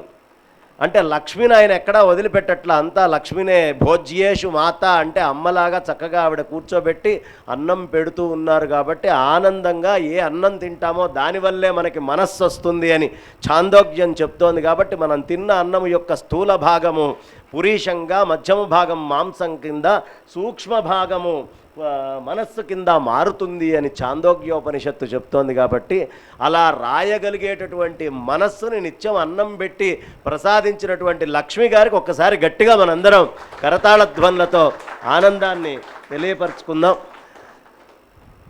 ఇక ఆఖరిగా మాఘమాసము. మాఘమాసము అంటే సూర్యనారాయణమూర్తి యొక్క ప్రకాశానికి గుర్తు. ఇక ఇక్కడి నుంచి మార్తాండం, ప్రళయ మార్తాండు మనకు కనిపిస్తాడు. ఆయన యొక్క మొత్తం యాక్సిల్ మారిపోయింది. అలాగే ఆయన కూడా మార్తాండుడిలాగా ఋగ్వేదం రాసినటువంటిది ఈ కమ్యూనిస్టు భావజాలం ఉన్నటువంటి, అంటే దాశరథి రంగాచార్య గారు రాసినటువంటి ఆ వ్యాఖ్యానం మీద రంజిత్ ఓఫిర్ అనేటటువంటి ఆయన టీవీ ఛానల్లో ఒక ఛాలెంజ్ చేసినప్పుడు అది జిఆర్ స్వామి వారు స్వీకరించి దానికి వాదన చేయడం కోసం నన్ను పిలిచి, అయ్యా మీరు మాట్లాడాలి అని అడిగారు. అడిగినప్పుడు సరే నేను శృంగేరి జగద్గురువులను అడిగి వారు చెప్తే తప్పకుండా మాట్లాడతా అన్న. గురువుగారు స్వామివారు కూడా మీరు మాట్లాడాలి అని చెప్పారు. ఆ సమయంలో అసలు వాదనకి కూర్చోవాల్సినటువంటి వారు మా రాజుగారో లేకపోతే మా రామకృష్ణ గారో, వాళ్ళిరువురిలో ఎవరో ఒకళ్ళు కూర్చోవాలి ఆయన దగ్గర. ఇప్పుడు నాకు అనిపిస్తోంది ఇంత కృషి చేసేటటువంటి వ్యక్తి కనుక ఆ రోజు టీవీ ఛానల్లో ముందర కూర్చొని ఉంటే ఇంకెంత వైభవంగా ఉండేది, ఒక్క రోజులోనే పరిపూర్ణంగా అయిపోయేదేమో అని నాకు మనసా అనిపిస్తోంది. నేను పైకి చెప్తున్నటువంటి వాక్యాలు కాదు, మనస్ఫూర్తిగా. ఎందుకంటే ఇది ఒక తపస్సు అండి. ఈ తపస్సును తీసుకొని ఆయన చేయటము అనేది తపస్సు, సాహసం కూడా. పెద్ద సాహసం, చిన్న సాహసం కాదు. ఇవాళ ఆయన రాసిన పుస్తకం తీసుకొని నన్ను రాయమని పుస్తకం చెప్పినా కూడా నేను భయపడతాను. కాబట్టి అంత సాహసమైనటువంటి దాన్ని తీసుకోవడం, దాన్ని పూర్తి చేయడము అనేది చాలా గొప్ప విషయం. గట్టిగా ఒకసారి మనందరి కరతాళధ్వనుల మధ్యలో ఈ మాఘమాసము ఈ ఋగ్వేద మండలాల్లో చక్కగా సూర్యనారాయణమూర్తి గురించి, అగ్ని గురించి చాలా విశేషంగా ఉంటుంది. అలాంటి ఆ సూర్యనారాయణమూర్తి యొక్క ప్రభ ఈ పుస్తకముల నుండి అనేక మందికి కిరణాలు అలా వ్యాప్తి చెంది ఋగ్వేద చర్చ అనేక చోట్ల, ఋగ్వేద అర్థాలు అనేక చోట్ల అలా వ్యాప్తి చెందాలని మనసా కోరుకుంటూ నా వాణికి విరామాన్ని ఇస్తున్నాను. స్వస్తి. ధన్యవాదాలు బంగారయ్య శర్మ గారు. వారి తల్లిదండ్రులు మామూలుగా అంటాం మా కొడుకు బంగారం అని, వారు నిజంగా బంగారంగా తేలినారైతే ఆ ఊహించే ఆ పేరు పెట్టినారు. ఆ పేరు తగ్గట్టే వారు వ్యవహార సరళి. ఎందుకంటే చిన్న వయసు నుంచే, అంటే మామూలుగా వేద విజ్ఞానం, ఈ ప్రవచనాలన్నీ వృద్ధులైన తర్వాత వస్తాయి, కానీ వారు ఒక యుక్త వయసు నుంచే మార్గదర్శనం చేస్తూ మనకు ఎంతో ఆదర్శవంతులైన, చాలా సంతోషం. వారు ఒక విషయం ప్రస్తావించినారు, ఇది కమ్యూనిస్టులది. వాళ్ళది ఎంత గుడ్డితనం అంటే ఒక చిన్న ఉదాహరణ చెప్పి వదిలిస్తారు, ఎందుకంటే సమయాభావం. ఇప్పుడు వారికి వైద్యులకు సంబంధించింది. మామూలుగా వైద్య విద్య పూర్తి అయిన తర్వాత ఒక శపథం తీసుకుంటారు, అది హిపోక్రటస్. దాన్ని మన ఈ మధ్యకాలంలో మన భారతీయ విలువలు వాటన్నిటిని ఆపాదించుకోవడానికి మన చరకది కూడా ఒకటి శపథం ఉంటుంది. అంటే నేను రోగిని వేరే ఉద్దేశంతో చూడను, కేవలం అతన్ని బాగు చేయడానికి చేస్తాను. అంత చక్కటి ఒక పవిత్రమైన శపథం అది. దాన్ని విడదామంటే కొంతమంది ఎందుకు మార్చాలి దాన్ని? ఎందుకంటే ఏదైనా భారతీయ అన్నది వారికి వ్యతిరేకం. నువ్వు ఏమన్నా చెప్పి, ఇప్పుడు భారతీయ గ్రంథాల్లో ఎక్కన నీకు ముక్కుకు 2 రంధ్రాలు ఉంటే 2 ఎందుకు ఉంటాయి, ఒకటి ఉండొచ్చు కదా అనే రకాలు చాలామంది. వాళ్ళు ఎంత గుడ్డితనం అంటే చూడండి, అది మెడిసిన్లో మామూలు ఒక్క దేశంలో కాదు, ప్రపంచం మొత్తంలో anatomy prescribe text book is grace anatomy. దాంట్లో మా గ్రే అంటోడు మన బంగారయ్య గారి మేనమావ గారు కాదు, ఎవరు కాదు, వాడేవాడు మంచి ఈ ఒక విద్యావేత్తని. ఆ పుస్తకంలో మీరు ప్లాస్టిక్ సర్జరీ చాప్టర్ తీస్తే first sentence, the first plastic surgery was conducted by Sushruta. మరి ఆయనకు భారతీయుడా లేకుంటే మన బ్రాహ్మణుడా? అంత గుడ్డిగా, అంటే వానికి ఉన్నంత విజ్ఞానం మనకు వీళ్ళకు లేదు. ఎందుకంటే గుడ్డిగా ఏదైనా భారతీయ విలువలు ఉన్నదాన్ని వ్యతిరేకించడం అనేది. సరే, ఇట్లాంటి ఎన్నో చెప్పుకుంటూ పోవచ్చు. ఒక సంతోషించదగ్గ విషయం ఏంటంటే వాళ్ళు చెప్పిన వాటికి వాడు ఒక్కటంటే ఇప్పుడు 10 మంది 10 అనడానికి రెడీగా ఉన్నారు. అంత ఏదో ఒకటంటే 10 అంటారు అంతే. అది ఆ వ్యవస్థ తయారైంది. ఇన్నాళ్ళు మనం ఒక విక్టిమ్హుడ్ అన్నది పోయింది. వాళ్ళు ఏదన్నా మీ వేదాలు పాతవి ఎందుకు పనికిరావు, భారతం ఇట్లా అంటే నిజమే కావచ్చు అని ఒక దోషభావం ఉండేది మన దగ్గర. ఇప్పుడు అందులో నీ ముఖం నీకేం తెలుసురా పాటు అని మొత్తం చెప్పే స్తోమత అందరికి వస్తుంది. అది ఇప్పుడు శ్రీ ఆచార్య ముదికొండ శివప్రసాద్ గారిని ఆశీ ప్రసంగం అక్కడ కూర్చొని వరిస్తారు.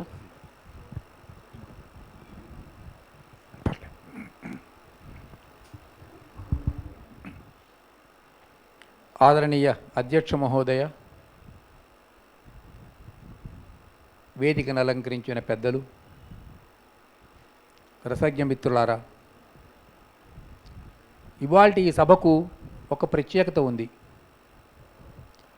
సామాన్యంగా వేదిక మీద గొప్పవాళ్ళు కూర్చొని ఉంటారు, వేదిక ముందు వాళ్ళను వినడం కోసం వచ్చినటువంటి వాళ్ళు కూర్చొని ఉంటారు. ఈ సభ ప్రత్యేకత ఏమిటి అంటే, వేదిక మీద ఎంత గొప్పవాళ్ళు ఉన్నారు, వేదిక ముందు కూడా అంతే గొప్పవాళ్ళు ఉన్నారు, అంతకన్నా గొప్పవాళ్ళు ఉన్నారు, వాళ్ళు కనపడుతున్నారు. ఇంకొక విషయం కూడా చెప్తాను. నేను మరీ ఎక్కువసేపు మాట్లాడను, 5 నిమిషాలే మాట్లాడతాను. ఎందుకంటే సమయం యొక్క అభావాన్ని నాకు తెలుసు. అవసరమైతే 3 గంటల సేపు మాట్లాడవచ్చు, కానీ అందుకు అవకాశం లేదు. నేను చాలా సభల్లో మాట్లాడాను. ఎన్ని సభల్లో మాట్లాడానంటే కొన్ని వేల సభల్లో మాట్లాడాను. ఇది స్వోత్కర్ష కోసం చెబుతున్న మాట కాదు. కానీ ఏ కారణమో నాకు తెలియదు, కానీ ఈనాడు ఈ స్వరభారతిలో కూర్చొని మాట్లాడుతుంటే ఏదో నాకు తెలియనటువంటి ఒక డివైన్ వైబ్రేషన్స్ నా మీదకి వస్తున్నాయి. ఇట్లా ఎందుకు జరుగుతున్నది అన్నదానికి నేను భౌతికంగా ఎక్స్ప్లెనేషన్ ఇవ్వలేను. బహుశా ఈ స్వరభారతి గోడలన్నింటికీ కూడా కమలమ్మ గారో, పుల్లెల శ్రీరామచంద్రుడు గారో, నరసింహాచార్య గారు, ఇంకా ఎవరెవరో ఆ దివ్య పురుషుల యొక్క ఆత్మల యొక్క చైతన్యం ఇక్కడ స్పందిస్తున్నదేమో. లేకపోతే నేను మీకు స్పష్టంగా చెప్తున్నాను, ఈ అనుభూతి నేను రవీంద్ర భారతిలో కానీ త్యాగరాజ గాన సభలో కానీ పొందలేదు. Here I'm experiencing A divine, a celestial and a metaphysical phenomena. ఈ ప్రాంగణానికి ఉన్నటువంటి ప్రాముఖ్యత ఇది.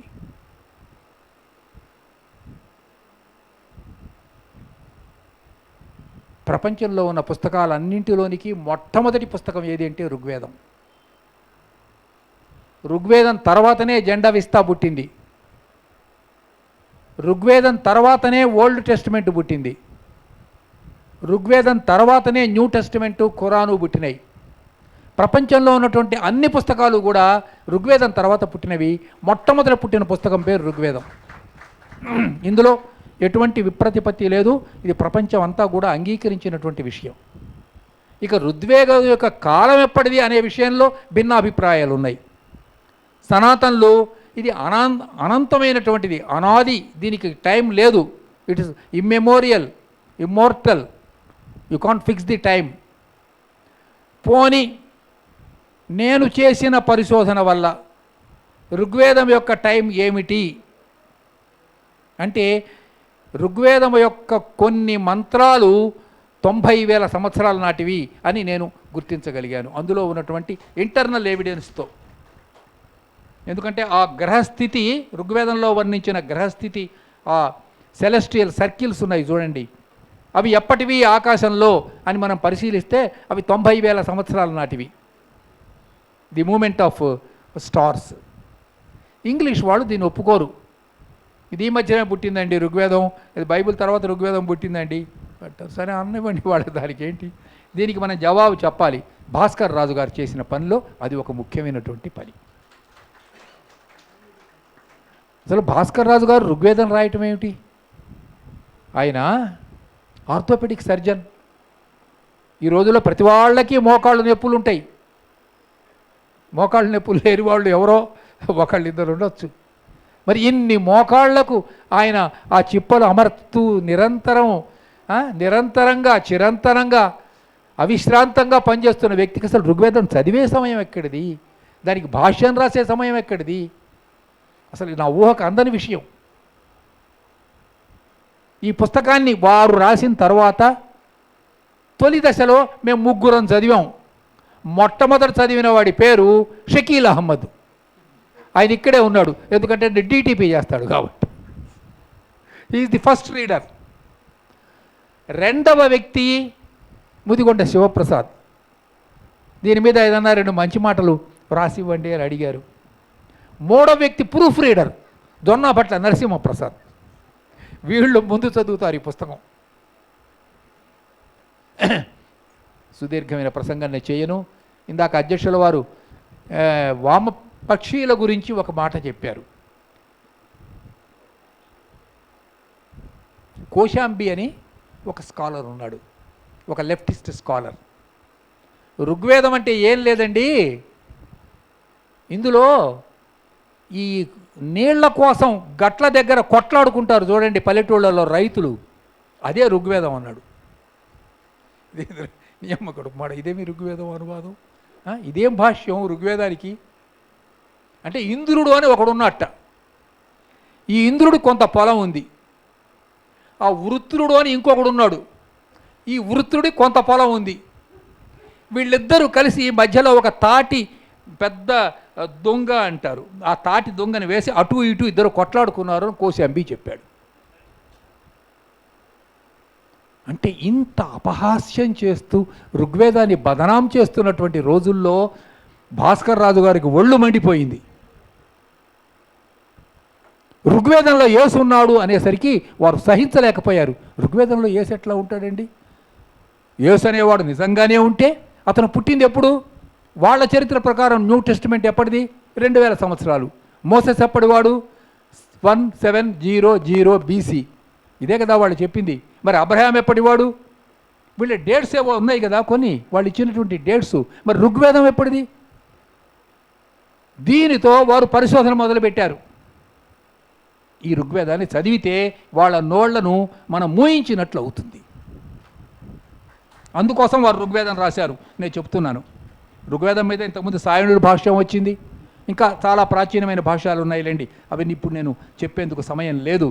ఆధునికంగా నాకు బాగా నచ్చిన భాష్యం అంటే వ్యక్తిగతంగా మై పర్సనల్ ఒపీనియన్, అరబిందో భాష్యం నాకు చాలా బాగా నచ్చింది. దురదృష్టవశాత్తు అరబిందో మొత్తం ఋగ్వేదానికి లేదా చతుర్వేదాలకు భాష్యం రాయలే. ఆయనకి ఆర్య అని ఒక పేపర్ ఉండేది, 1916 పాండిచేరి నుంచి వస్తూ ఉండేది.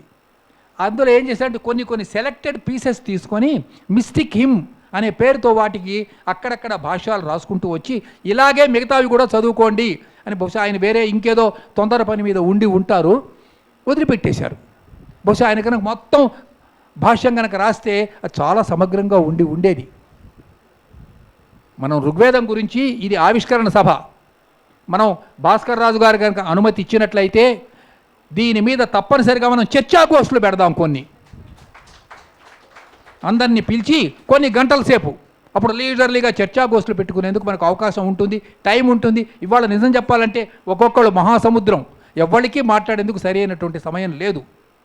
ఎందుకంటే 8 లోపల సభ ముగించాలని యూనివర్సిటీ వాళ్ళు మనకు ఒక తాకీదు పంపించారు. వాళ్ళ అవసరాలు ఏవో వాళ్ళకు ఉంటాయి. భాస్కర్ రాజు గారి యొక్క జన్మ చరితార్థమైంది. తెలుగులో రాయటం వల్ల తెలుగు భాష పునీతమైంది. ప్రపంచంలో ఉన్నటువంటి అన్ని గ్రంథాలు కూడా ఒకవేళ అంటే డెల్యూగ్ అంటారు ఇంగ్లీష్లో, ఏదైనా జలప్రళయం వచ్చి ప్రపంచంలో ఉన్నటువంటి అన్ని గ్రంథాలు కూడా ఒకవేళ నశించిపోయినట్లయితే ఇక మానవాళికి దిక్కేమిటి అని ఒకళ్ళు ప్రశ్న వేశారు. ఏం భయపడకండి, ఒక్క ఋగ్వేదం బతికి ఉన్నా చాలు, మానవాళి సుఖంగా జీవించవచ్చు.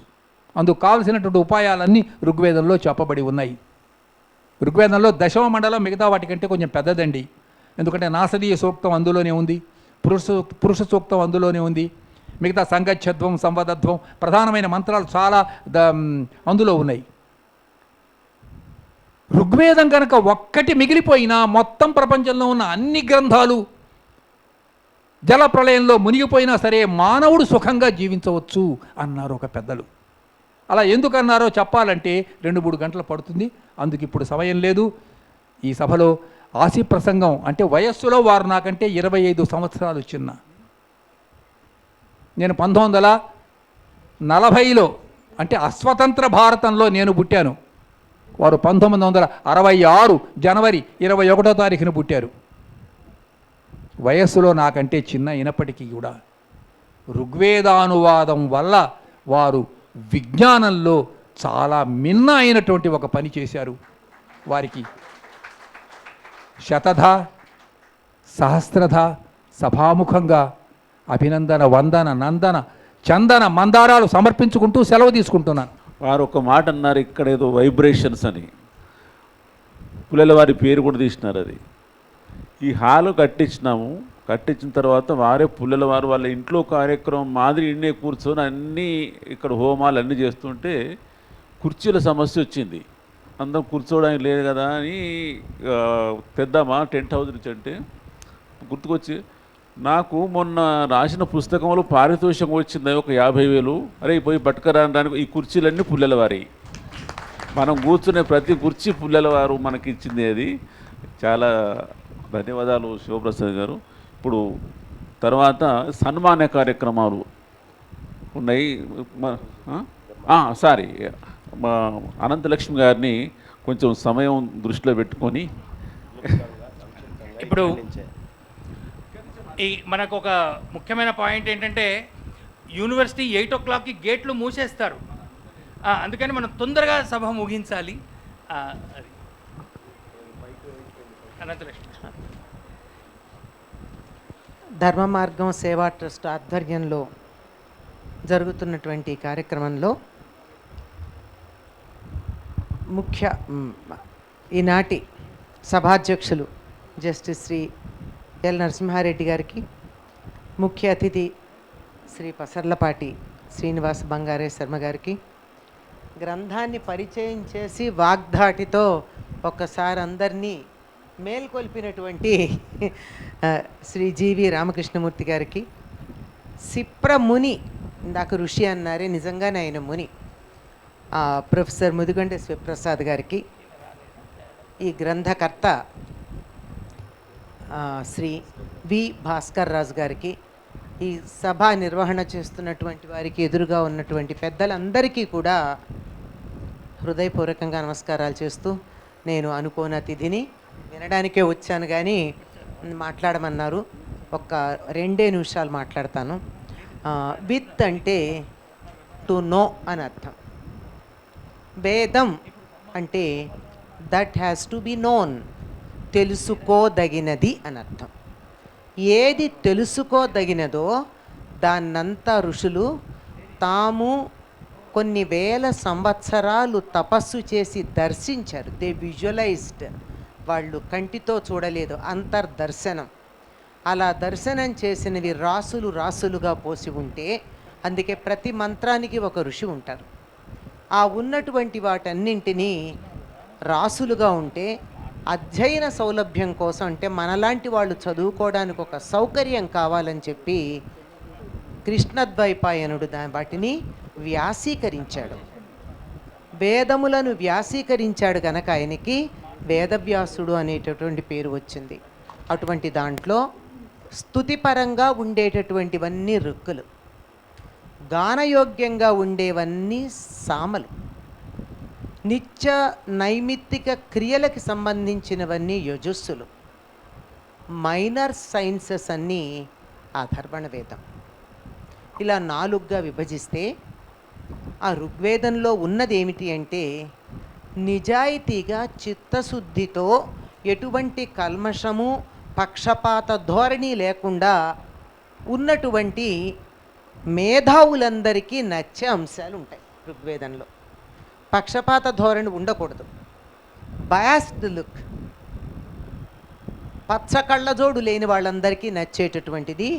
అందులో ఎక్కడా లేకపోతే నల్ల కళ్ళజోడు అవ్వచ్చు, ఎర్ర కళ్ళజోడు కూడా అవ్వచ్చు, ఏదైనా సరే కళ్ళజోడు లేకుండా చదివేటటువంటి వాళ్ళందరికీ కూడా నచ్చేటటువంటి సమస్త విజ్ఞానం ఉంది అందులో. ఋషులు దర్శించినటువంటిది. ఋషి అంటే మానవుడు తన భౌతికమైన కంటితో చూడలేని దానిని చూడగలిగిన వాడు ఋషి. ఉదాహరణకి న్యూటన్ చెప్పచ్చు. కొన్ని కోట్ల మంది కొన్ని కోట్ల సార్లు యాపిల్ పండు పైనుంచి కిందకు పడుతుంటే ఎందుకు పడుతుందని ఆలోచించాలి, యాపిల్ పండు పడిందన్నారు. పడడానికి కలిగిన కారణాన్ని చూసినటువంటి వాడు. అటువంటివే ఉన్నాయి వేదం అంతా కూడా.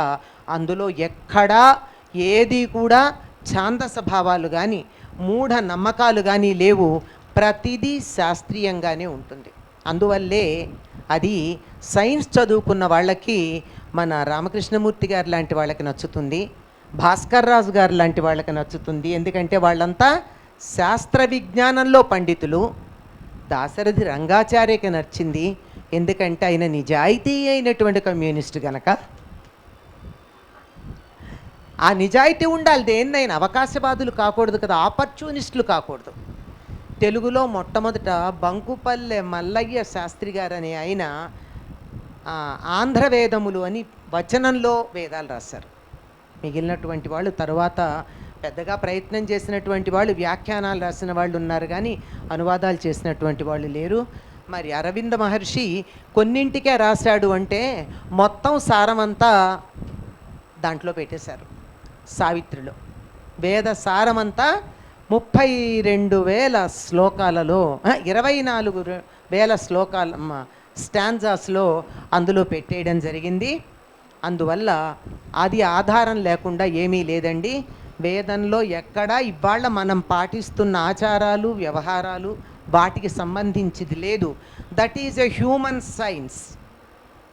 ఒక మానవుడు ఎలా ఉండాలో ఏం కావాలో వాటి గురించే చెప్పబడి ఉంది. అందులో ఉన్నటువంటి ఇందాక నదీ సూక్తం గురించి చెప్పారు. సరస్వతి సూక్తం అన్న దాంట్లో అంబితమే నదీతమే అప్రశస్త మనస్మమే చెప్పేటటువంటిది. ఇదంతా కూడా ప్రకృతిని పరమాత్మ స్వరూపంగా ఆరాధించి దర్శించి చెప్పినవి మాత్రమే ఉన్నాయి. రాత్రి సూక్తం, నదీ సూక్తం ఏమిటండి ఇవన్నీను? సుపర్ణ సూక్తం, అగ్ని సూక్తం, ఏవైతే మనకు కావాలో ప్రకృతిలో కనపడతాయో వాటిలో ఉండే రహస్యాలని అంతరార్థాలని చాలా చక్కగా చెప్పినటువంటిది. అందువల్లే నిజాయితీ అయినటువంటి మేధావులకి చాలా నచ్చేటటువంటిది ఋగ్వేదం. అందులో కూడా ఇంద్ర శబ్దానికి విష్ణువు సర్వవ్యాపి అనే అర్థంలోని ఇంద్ర శబ్దాన్ని ఉపయోగించారు అని చెప్పి మనకి ప్రామాణికమైనటువంటి భాష్యాలలో చెప్పడం జరిగింది. అనుకోని అతిథిగా వచ్చాను నేను. అనువాదాన్ని కూడా చూడలేదు, గ్రంథం యొక్క రూపాన్ని మాత్రమే చూపించాను. ఆహ్వాన పత్రిక ఇచ్చే సందర్భంలో నేను అక్కడ ఉన్నాను చండీ యాగం దగ్గర. ఆ కారణంగానేమో వేదం గురించి 2 మాటలు మాట్లాడేటటువంటి అవకాశం నాకు కలిగింది. అవకాశం కల్పించినటువంటి వేదిక మీద ఉన్న పెద్దలకి, వేదిక మీద ఉన్నటువంటి పెద్దలందరికీ, భాస్కర్ రాజు గారికి, ఇందుశేఖర్కి, అందరికీ కూడా ముఖ్యంగా ఆశీర్వదించినటువంటి పెద్దలు మాకు గురుతుల్యులు ప్రొఫెసర్ ముదిగంట శివప్రసాద్ గారికి అందరికీ నమస్కారాలు చేస్తూ సెలవు.